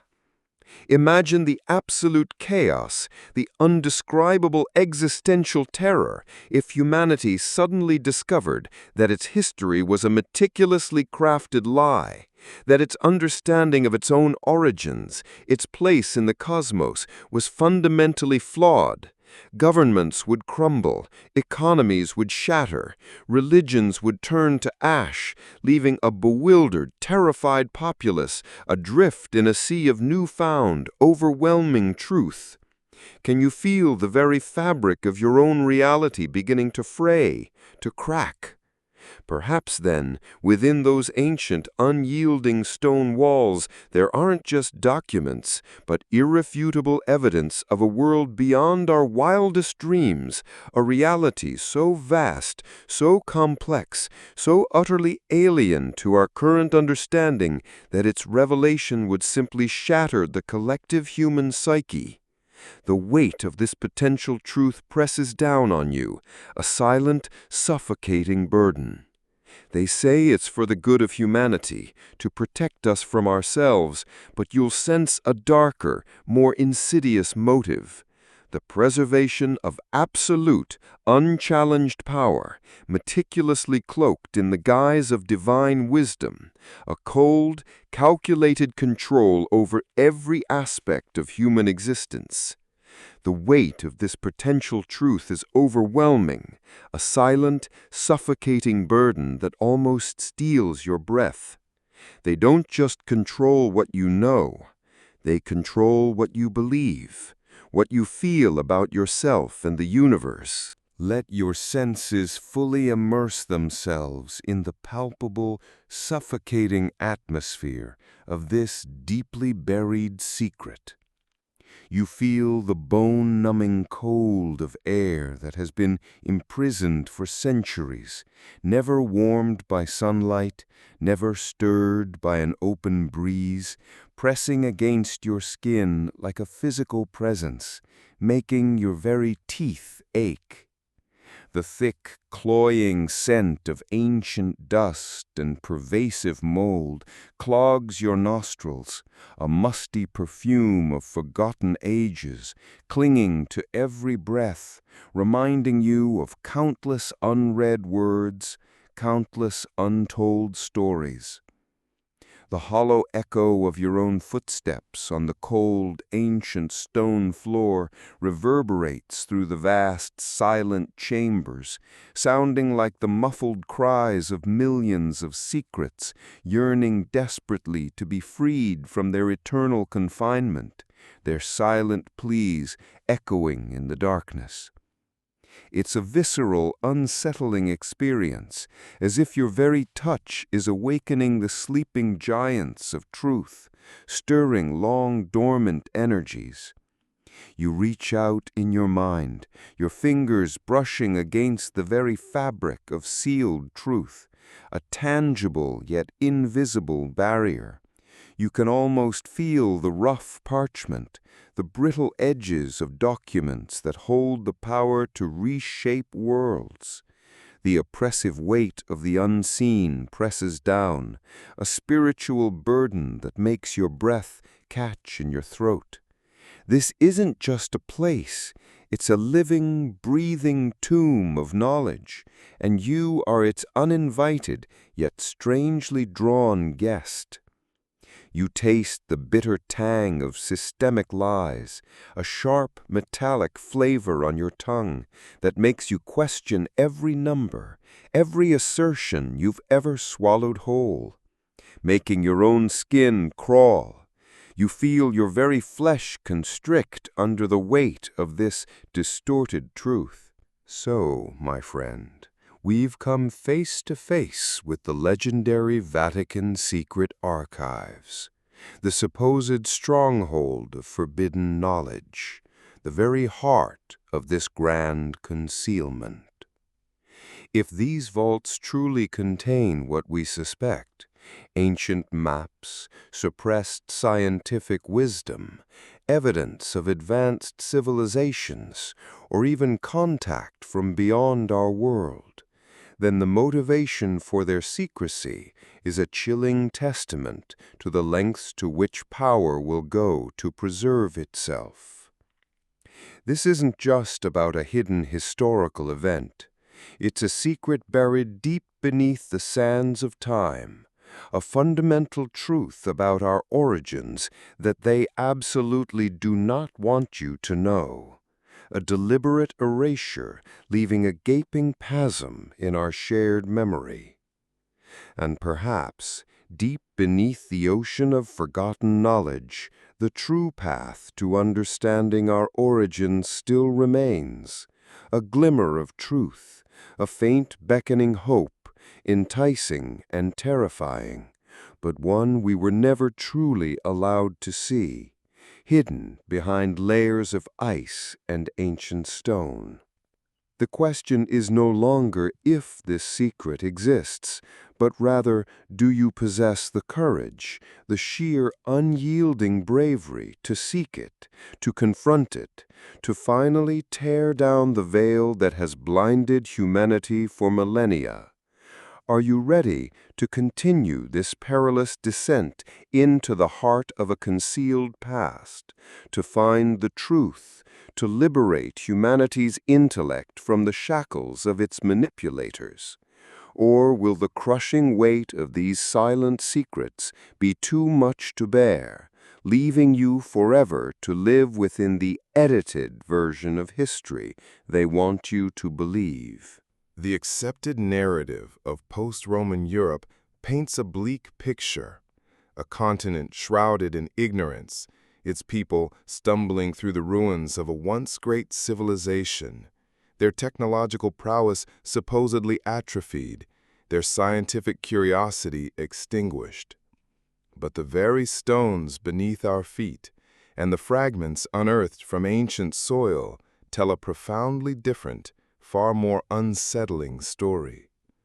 We're talking about archaeological evidence that directly challenges accepted history, whispering of advanced technology and sophisticated engineering found precisely within, or on the very fringes of, that so-called Dark Age in Europe.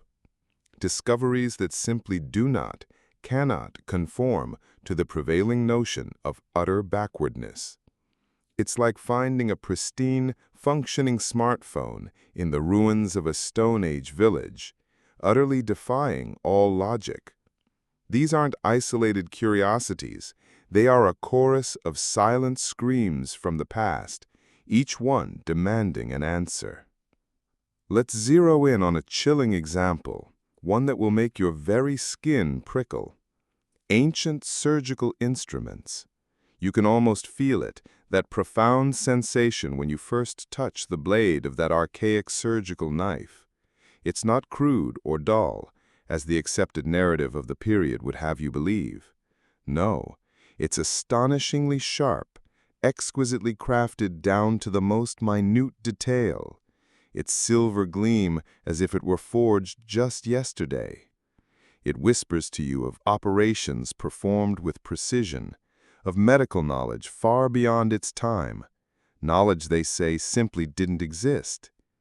They say a near-complete set of these advanced surgical tools, forged from an unknown alloy, was discovered beneath the foundation of a ruined monastery in a remote corner of Bavaria, sending a quiet tremor of shock through academic circles, a tremor quickly suppressed.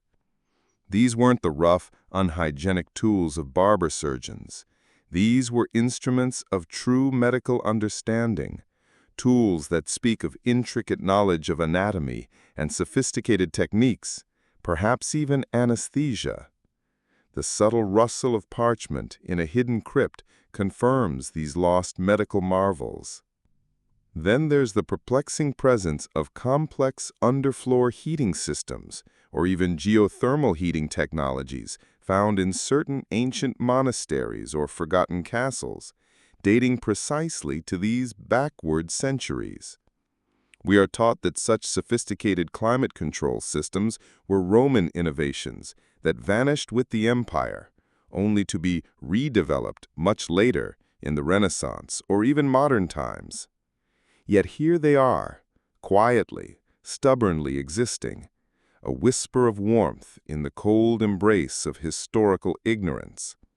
Imagine the logistical complexity, the engineering foresight required to construct and maintain such systems without the supposed knowledge base. The peculiar warmth emanating from these ancient stone walls, a breath from millennia past, isn't from fire. It's a carefully guarded technology, like a secret buried deep beneath the sands of time, making you feel a chilling sense of comfort. This isn't just about comfort. It's about the very infrastructure of comfort, proving a level of planning they said was impossible. The very air around these hidden systems feels different, charged with the lingering presence of forgotten ingenuity. And what of the colossal stone structures that seem to defy the very limits of human labor and simple tools? We're not just talking about crude, rough-hewn blocks. We're talking about massive stones, cut with astonishing precision, fitted together with a seamlessness that would make a modern engineer marvel, seemingly requiring advanced cutting techniques, perhaps even power tools that were supposedly centuries away from being invented. Think of the perfect angles, the interlocking joints, the sheer, staggering scale of the undertaking. They say it was sheer manpower, thousands of straining bodies, but you'll feel a prickle of doubt, a sense of something far more sophisticated at play. You run your hand over the smooth, almost polished surface of a giant stone block, feeling the incredible precision of its cuts. The echoing sound of your own footsteps in these silent structures sounds like the very breath of the masons who laid the first stone, or the groan of unseen machines that performed the impossible. These aren't just buildings. They are monuments to a lost craft, silent, stoic sentinels guarding the secret of their creation. The very stone itself seems to hum with latent energy, a forgotten blueprint encoded within its molecular structure. This leads us to a crucial and deeply unsettling realization. These remarkable inventions were not, in fact, rediscovered through some miraculous, independent burst of genius in an otherwise stagnant age. Instead, it's far more plausible that they were reintroduced carefully, subtly, incrementally, after a long, deliberate period of profound concealment. It's time to connect the dots. The select few, that enlightened or perhaps deeply corrupted inner circle we touched upon in Chapter 7, the gatekeepers of memory themselves, were not just guarding secrets. They were the ones orchestrating this controlled release. They, the silent architects, decided when and how much truth was allowed to re-enter the world. This reintroduction was no accident, my friend. It was a meticulously staged play, a tightly controlled performance. Every new invention, every heralded technological leap could very well be a seed carefully planted by their invisible hands, subtly steering society along a preordained trajectory. What, then, was their true motive? It wasn't merely about maintaining absolute power. Perhaps it was about manipulating our trajectory, ensuring we never discovered too much, too soon, about our true origins, about what was truly lost. There's a distinct feeling that these technologies are not random, they are clues. Each sharp blade, each perfectly cut stone, each hidden heating system, a fragmented piece of a map leading you to a buried truth. Now let your senses fully absorb the haunting echoes of this lost technological prowess. You breathe in the damp, musty odor of ancient ruins, the pervasive scent of decay mingling with the faint metallic tang of forgotten machinery, a smell that clings to your clothes, seeping into your very pores, almost like the scent of ancient blood. You feel the bone-chilling cold of raw metal and unyielding stone beneath your fingertips, their smooth, precise surfaces speaking of forgotten craftsmen and advanced tools, a cold that reaches into your soul. The hollow echoes of vast, magnificent structures, now abandoned and silent, reverberate through the air, sounding like the collective sighs of a forgotten civilization, their grandeur reduced to ghostly whispers, their purpose unfulfilled. You gently touch the smooth, almost impossibly precise surface of an ancient metal artifact, feeling its intricate detail, its flawless symmetry, and you can't help but wonder, with a rising sense of awe and profound unease, what hands, what minds, what incredible lost machines created this masterpiece in an era they called dark. It's like touching a piece of the future lost in the distant past. This isn't just a touch, it's a communion with a ghost of innovation, a silent conversation with a forgotten genius, leaving an indelible mark on your soul. These structures are not just stone and mortar, they are living, breathing monuments of knowledge stolen from us, a secret buried deep beneath the sands of time. So, my friend, we've walked through the silent ruins of a deliberately obscured past, listening to the ghostly breathing of lost technology. These archaeological anomalies are not mere curiosities. They are undisputed evidence that the Dark Ages were far from dark, at least not in the way they want us to believe. They point to a controlled narrative, a meticulously constructed illusion of ignorance designed to maintain the absolute authority of a select few. The question now isn't if advanced knowledge existed, it's who suppressed it and why. Who held the keys to this vault of forgotten innovation, allowing only strategic trickles of knowledge to escape? The very air around you seems to hum with the untold stories of forgotten master craftsmen, their voices silenced, their brilliance buried. And you, my friend, do you possess the courage, the sheer unyielding bravery to continue digging deeper into this abyss of hidden truth? Or will you choose to close your eyes, content to live in the edited version of history they want you to believe, while the muffled breaths of lost technology continue to haunt your dreams? Because, perhaps, understanding the secrets of the past is the very key to liberating our future from this invisible manipulation. Have you ever truly contemplated the unnatural, almost glacial pace of human civilization's progress in certain eras? From the dazzling heights of ancient Rome, a beacon of engineering and intellectual prowess, to the supposed dawn of the Renaissance, the rhythm of invention, of scientific inquiry, seems to have been inexplicably frozen, caught in a historical amber. A simple mechanism like the crankshaft, a device fully mastered by the ancient Greeks and Romans, allowing the efficient conversion of rotary to linear motion, inexplicably vanished from the European stage for nearly 1,000 years, only to re-emerge in the 13th century, as if it were a brand new, miraculous discovery. The fundamental principles of mechanics, astronomy, and medicine, the very intellectual bedrock laid by giants like Aristotle, Galen, and Archimedes, simply dissolved into the mists of time, only to mysteriously reappear centuries later, paraded as if they were entirely novel breakthroughs pulled from the void by individual genius. Imagine, if you dare, the sheer cosmic injustice of it all. If that knowledge had been allowed to flow freely, unhindered by unseen hands, how profoundly different the lives of millions could have been. Diseases that ravaged populations might have been cured centuries earlier.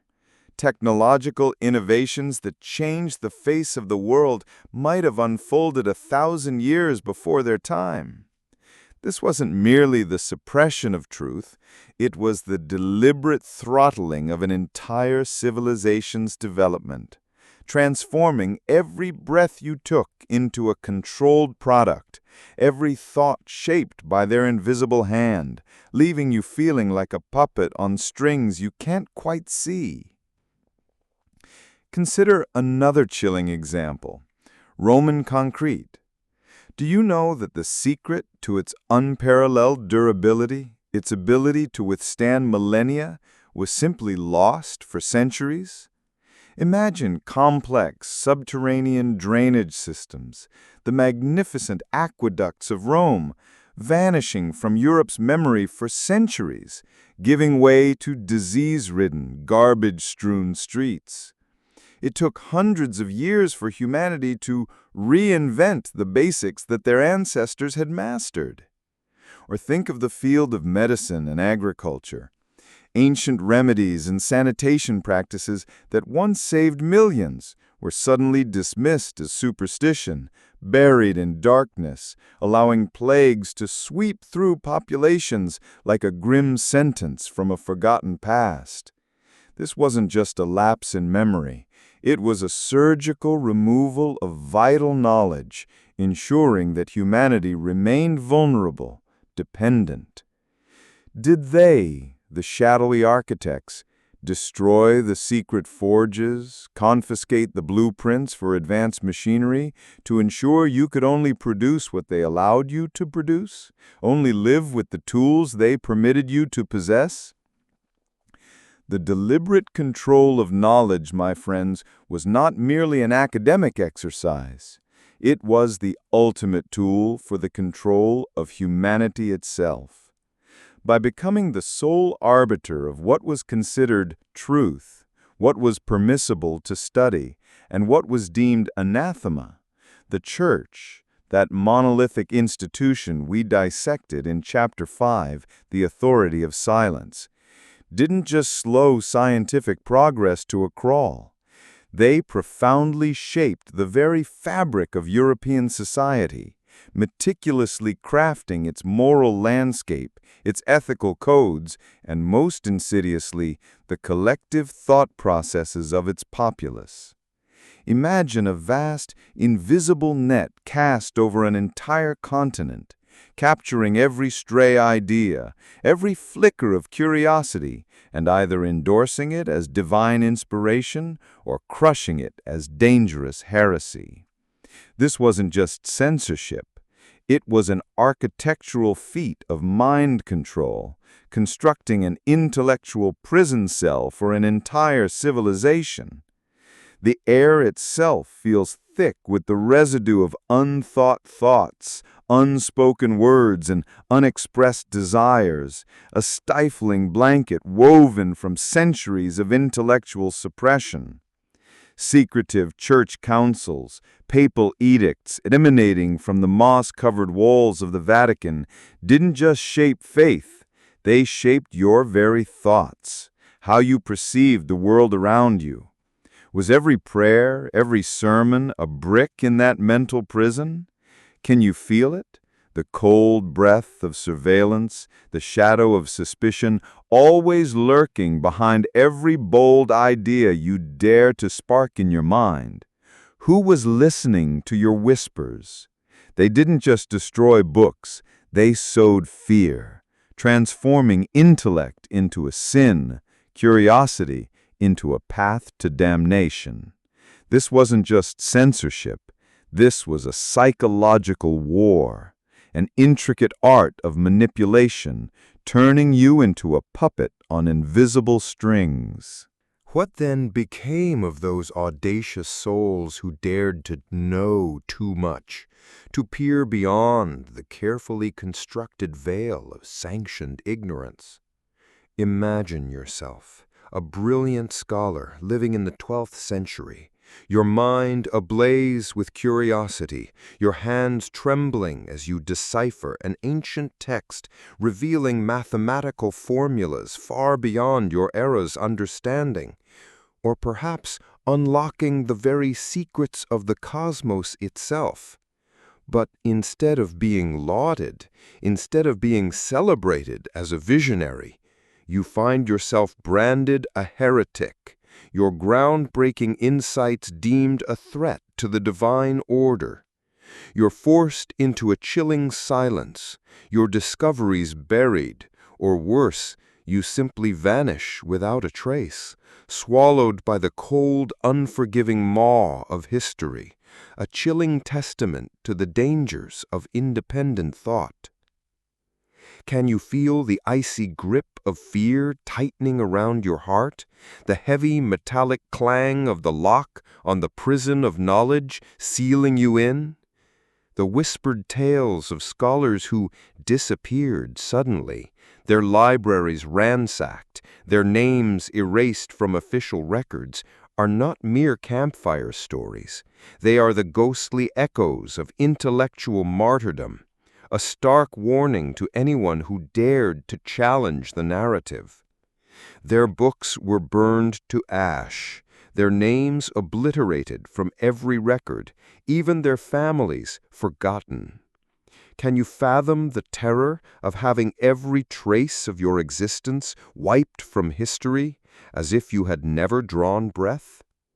The knock on the door in the dead of night, the flickering lanterns of your pursuers, the musty smell of the dungeons where brilliant minds were buried, these are fragments from the nightmares of those who dared to see the truth. Or worse, were their discoveries not destroyed, but subtly confiscated, used by the very hands that extinguished their intellectual flame, turning it into a tool to consolidate their power? Now, let's turn our gaze to a seemingly innocuous field that held a powerful yet hidden key to control: astronomy. Why would the study of the stars, a knowledge seemingly harmless and ethereal, be so rigorously controlled, so fiercely guarded? Because the heavens, my friend, the predictable, undeniable cycles of the cosmos, are irrefutable proof. They are a grand cosmic clock, a universal truth that cannot be forged, cannot be rewritten, cannot be argued with. If you can accurately predict celestial events, if you truly understand the vast, intricate dance of planets and stars, you hold immense power. The Church's deep-seated fear was that accurate astronomical knowledge would allow people to understand the true nature of time, to question the very timeline of creation, and ultimately to question their own place within a divinely ordained, unchanging universe. Controlling the calendar, dictating the passage of time, and dictating humanity's understanding of its place in the cosmos was not merely an academic pursuit. It was the ultimate method of controlling human perception, defining their very existence, anchoring them to a manufactured reality. If you can control the calendar, you control life itself. Festivals, harvests, prophecies, all could be adjusted to fit a preordained narrative. They didn't just control what you saw in the sky. They controlled how you experienced every day, every hour of your life. In a world where life and death hung precariously on luck and divine intervention, knowledge of astronomical cycles could become a weapon, a forbidden power. They didn't want you to know you could predict, prepare, and master your own destiny. When the stars continued their eternal cycles, they became a silent indictment of every historical and cosmic lie. The rustle of ancient star maps in the darkest corner of the Vatican's secret archives isn't the wind. It's the whisper of a universe yearning to be rediscovered, its truths begging to be unveiled. The consequences of this systematic, long-term suppression of knowledge are almost unthinkable, truly staggering in their implications. We're talking about centuries of human progress deliberately stifled, an entire civilization caught in a developmental chokehold. Imagine the sheer number of lives that could have been saved, millions upon millions of souls, if the advanced medical knowledge buried in those forbidden vaults had been allowed to flourish. Think of the boundless scientific breakthroughs, the countless technological innovations, the myriad of artistic and philosophical movements that could have bloomed and enriched human existence if only minds had been set free from their intellectual shackles. Billions of ideas, my friend, billions of potential discoveries suffocated at birth by the invisible hand of control. This wasn't merely a delay, it was a catastrophic amputation of human potential, a willful act of intellectual sabotage on an unprecedented scale. You can almost feel the weight of those uninvented machines, those unwritten symphonies, those unuttered philosophies pressing down on your very soul, a cosmic burden of what could have been. The bitter taste of systemic lies, that sharp metallic tang on your tongue, makes you question every number, every assertion you've ever swallowed whole, making your own skin crawl under the weight of this distorted truth. Let your senses now fully experience the stifling reality of a society deliberately held captive by ignorance. You feel the oppressive claustrophobia of a society tightly constrained, its every thought policed, its every aspiration curtailed. You hear the soft, almost inaudible sighs of countless unborn ideas, never allowed to take flight, never given the chance to transform the world, their potential fading into the silent ether. The faint, dry rustle of hidden manuscripts, squirreled away in secret compartments, their forbidden knowledge never seeing the light of day, echoes in your mind, a testament to suppressed brilliance. The damp, earthy smell of forbidden books, still faintly lingering in hidden corners, a phantom scent of rebellion, continues to haunt your senses, a constant reminder of what was denied. You feel the sharp, precise cut of the surgical blade, hear the hum of a geothermal system from millennia ago, and trace the impossible seams of megalithic stones. Each sensation is a shrapnel of truth, embedding itself deep in your consciousness, a constant nagging reminder of the lies you've been fed. All these mysteries, all these unsettling pieces of evidence, the phantom timeline, the impossible maps, the whispers of lost technology, the undeniable stagnation of progress, they all converge, they all point, like compass needles drawn to a magnetic pole, to one single, chilling truth, a hidden, deeply guarded repository, a secret within a secret, where the most profound, most dangerous realities are buried deepest. This isn't just about history. It's about the very essence of human potential, deliberately shackled.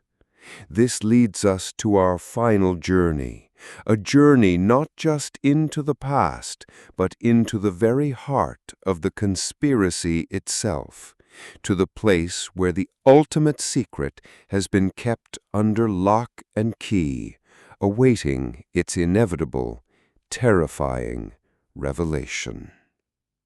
So, my friend, we have together lifted the veil on what they desperately wanted us to forget. The question is no longer if advanced technologies existed, or if ancient knowledge was suppressed. The question now burns brighter, hotter, more urgently than ever before. Who is controlling the very flow of knowledge, and why? Who profits from humanity's ignorance, and what is their ultimate agenda for our future? And you? Do you possess the unyielding courage, the unwavering resolve to continue digging deeper into this abyss of hidden truth? Or will you choose to close your eyes, to shrink from the terrifying light of discovery, and remain content to live within the edited version of history they want you to believe, while the muffled breaths of lost technology continue to haunt your most private dreams? Because perhaps understanding the secrets of the past is the very key to liberating our future from this insidious, invisible manipulation. Can you truly envision such a treasure trove? Imagine it nestled deep within the very bowels of the Vatican, beneath ancient stone foundations that have never, not once, felt the warm kiss of sunlight, lies a vault cloaked in more legend than fact. It's a place where even the very air seems to hang heavy, thick with the weight of untold secrets, and every faint echo carries the hushed whispers of a buried past, a cacophony of suppressed truths. This is the Vatican's secret archives, the Archivum Secretum Vaticanum, a name that alone sends shivers down the spines of even the most hardened scholars, a chilling promise of what might lie behind its tightly locked doors. Can you hear it? The slow, deliberate grinding of a massive key turning in a heavy, ancient lock? Feel the icy caress of centuries of dust against your skin as you imagine standing on that very threshold, a cold draft washing over your face, carrying with it the unmistakable scent of decaying parchment and millennia of concealed knowledge. This is not merely a library. It is the fortress of forgotten ages, its silent sentinels guarding the very core of our concealed history. You can almost visualize it, the chilling sensation of being swallowed whole by a colossal beast made of stone and paper. Every one of your footsteps echoes in a silence so profound it's unsettling. A space where time itself seems to stand utterly still, suspended in an eternal, suffocating embrace. The air here isn't just heavy, it's thick, viscous, as if you're breathing the very essence of thousands of years of suppressed secrets. A scent that's a complex tapestry of musty dust, the sharp tang of ancient Chinese ink, and the metallic bite of rusted keys and locks. The stone walls aren't mere barriers, they are silent guardians, absorbing and retaining every whisper, every strangled idea. You'll feel a palpable pressure on your chest, a primal fear not of immediate threat, but of the sheer overwhelming weight of imprisoned knowledge, as if billions of ideas, never allowed to blossom, are screaming silently within this vast, lightless tomb. Who holds the keys? Do their faces bear the indelible marks of centuries of secret-keeping? Are their eyes as cold as steel when they observe you, assessing your every movement, every flicker of curiosity in your gaze? They are not merely scholars, they are the soldiers, the judges, and indeed the executioners of knowledge. Can you feel it, the sense of 1,000 unseen eyes scrutinizing your every breath, every step within this labyrinth? You'll hear the faint creak of wooden doors behind you, the seemingly innocuous rustle of paper. But these are constant reminders of their presence, those ready to act the moment you dare to turn a forbidden page. All the threads we've meticulously unraveled, the chilling notion of a phantom timeline suggesting centuries were simply erased, the bewildering presence of impossible maps like Piri Reis and Orontius Phineas's, charting continents millennia before their discovery, the tantalizing whispers of lost technologies from an era deemed primitive, like advanced surgical tools and sophisticated heating systems, and the insidious, pervasive art of truth suppressed, orchestrating an intellectual dark age. All these perplexing pieces of the puzzle converge here. They point with an almost magnetic certainty to one singular location, the Vatican's secret archives. This, my friend, is our ultimate proof room, the very vault where all these damning exhibits could be meticulously catalogued, preserved, and hidden from the prying eyes of an unsuspecting world. It's the ultimate repository, the final destination for every inconvenient truth, every inconvenient artifact. The air itself feels charged with the lingering presence of history's deepest mysteries, a silent hum of untold stories. Let's revisit the sheer scale of this colossal undertaking. This isn't just a dusty room in a forgotten corner. It's a subterranean leviathan of knowledge, stretching for an astonishing 50 miles of shelving, a veritable underground city built not for living, but for hoarding secrets. Within its labyrinthine corridors lie over 1 million documents, each a potential key, a single thread in the grand tapestry of human history, or perhaps a dangerous fragment of a truth that could shatter everything.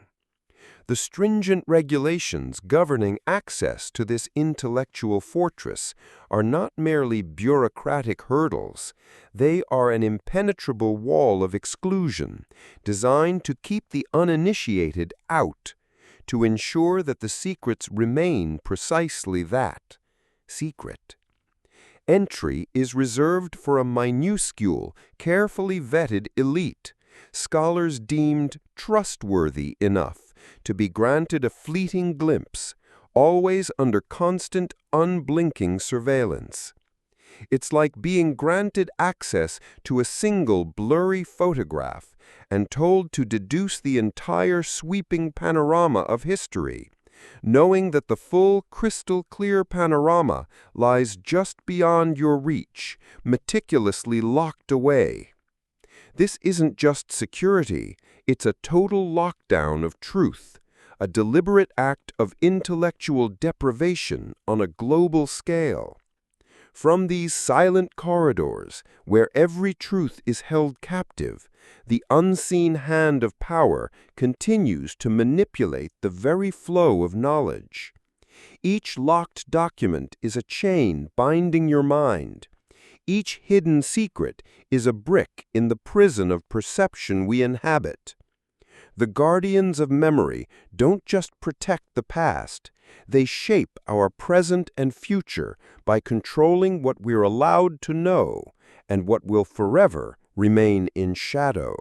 So, what precisely do the independent researchers, the rogue historians, and the conspiracy theorists believe might be entombed within these sacred yet chilling chambers? The speculation is tantalizing, horrifying, and utterly world-changing.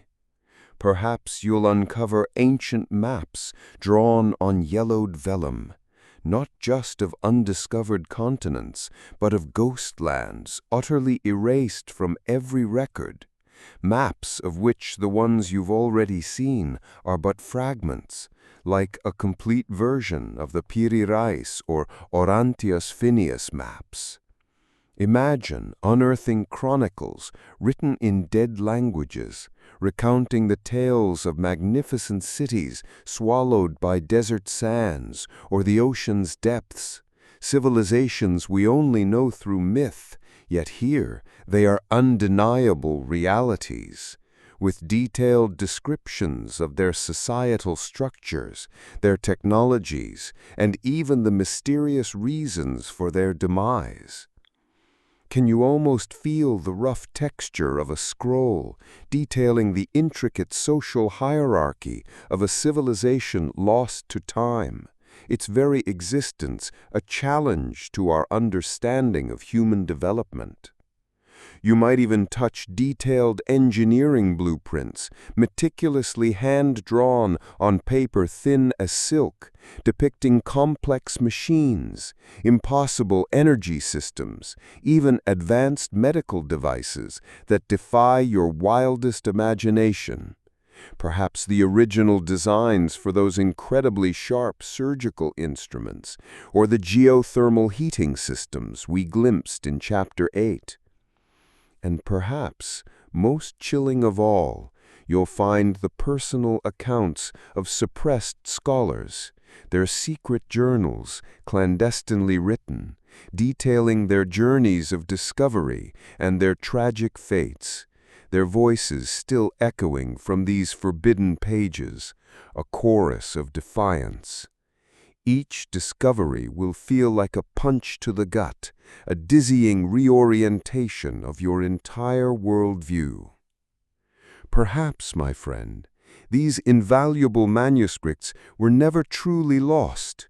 Perhaps they have been preserved, perfectly intact, within those ancient stone walls, resting on those wooden shelves, patiently awaiting your arrival, awaiting a hand brave enough to turn their forbidden pages, to peel back the layers of carefully constructed lies.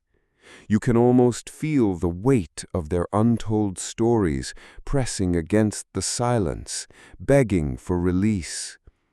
Will you dare to step into this labyrinth of forgotten knowledge, to risk everything for the truth that lies within? Or will you meekly accept the fog of ignorance they have so painstakingly woven around you, remaining forever trapped in a reality of their making? The choice, as always, is yours, and the stakes could not be higher. All these mysteries, all these unsettling pieces of evidence, the phantom timeline, the impossible maps, the whispers of lost technology, the undeniable stagnation of progress, They all converge. They all point, like compass needles drawn to a magnetic pole, to one single chilling truth.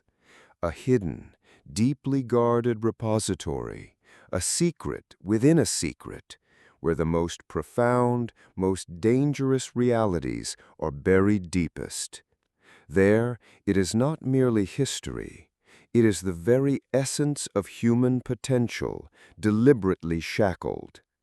The question now is no longer if these advanced technologies existed, or if ancient knowledge was suppressed.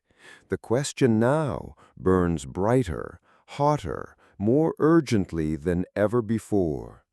Who is controlling the very flow of knowledge, and why? Who profits from humanity's ignorance, and what is their ultimate agenda for our future? And you, my friend, do you possess the unyielding courage, the unwavering resolve to continue digging deeper into this abyss of hidden truth? Or will you choose to close your eyes, to shrink from the terrifying light of discovery, and remain content to live within the edited version of history they want you to believe, while the muffled breaths of lost technology continue to haunt your most private dreams, and the echoes of secrets from the vault beneath the earth relentlessly reverberate in your mind? Because perhaps understanding the secrets of the past is the very key to liberating our future from this insidious, invisible manipulation. And so our journey through the shadows of history draws to a close for now. Thank you for stepping into the unknown with me, for daring to question, and for listening so intently. If this unraveling of secrets has stirred something within you, if it's left you hungry for more, then please let me know. Hit that like button, subscribe to join our growing legion of truth seekers, and share your thoughts in the comments below. Until our next descent into the hidden layers of reality, stay curious, stay vigilant.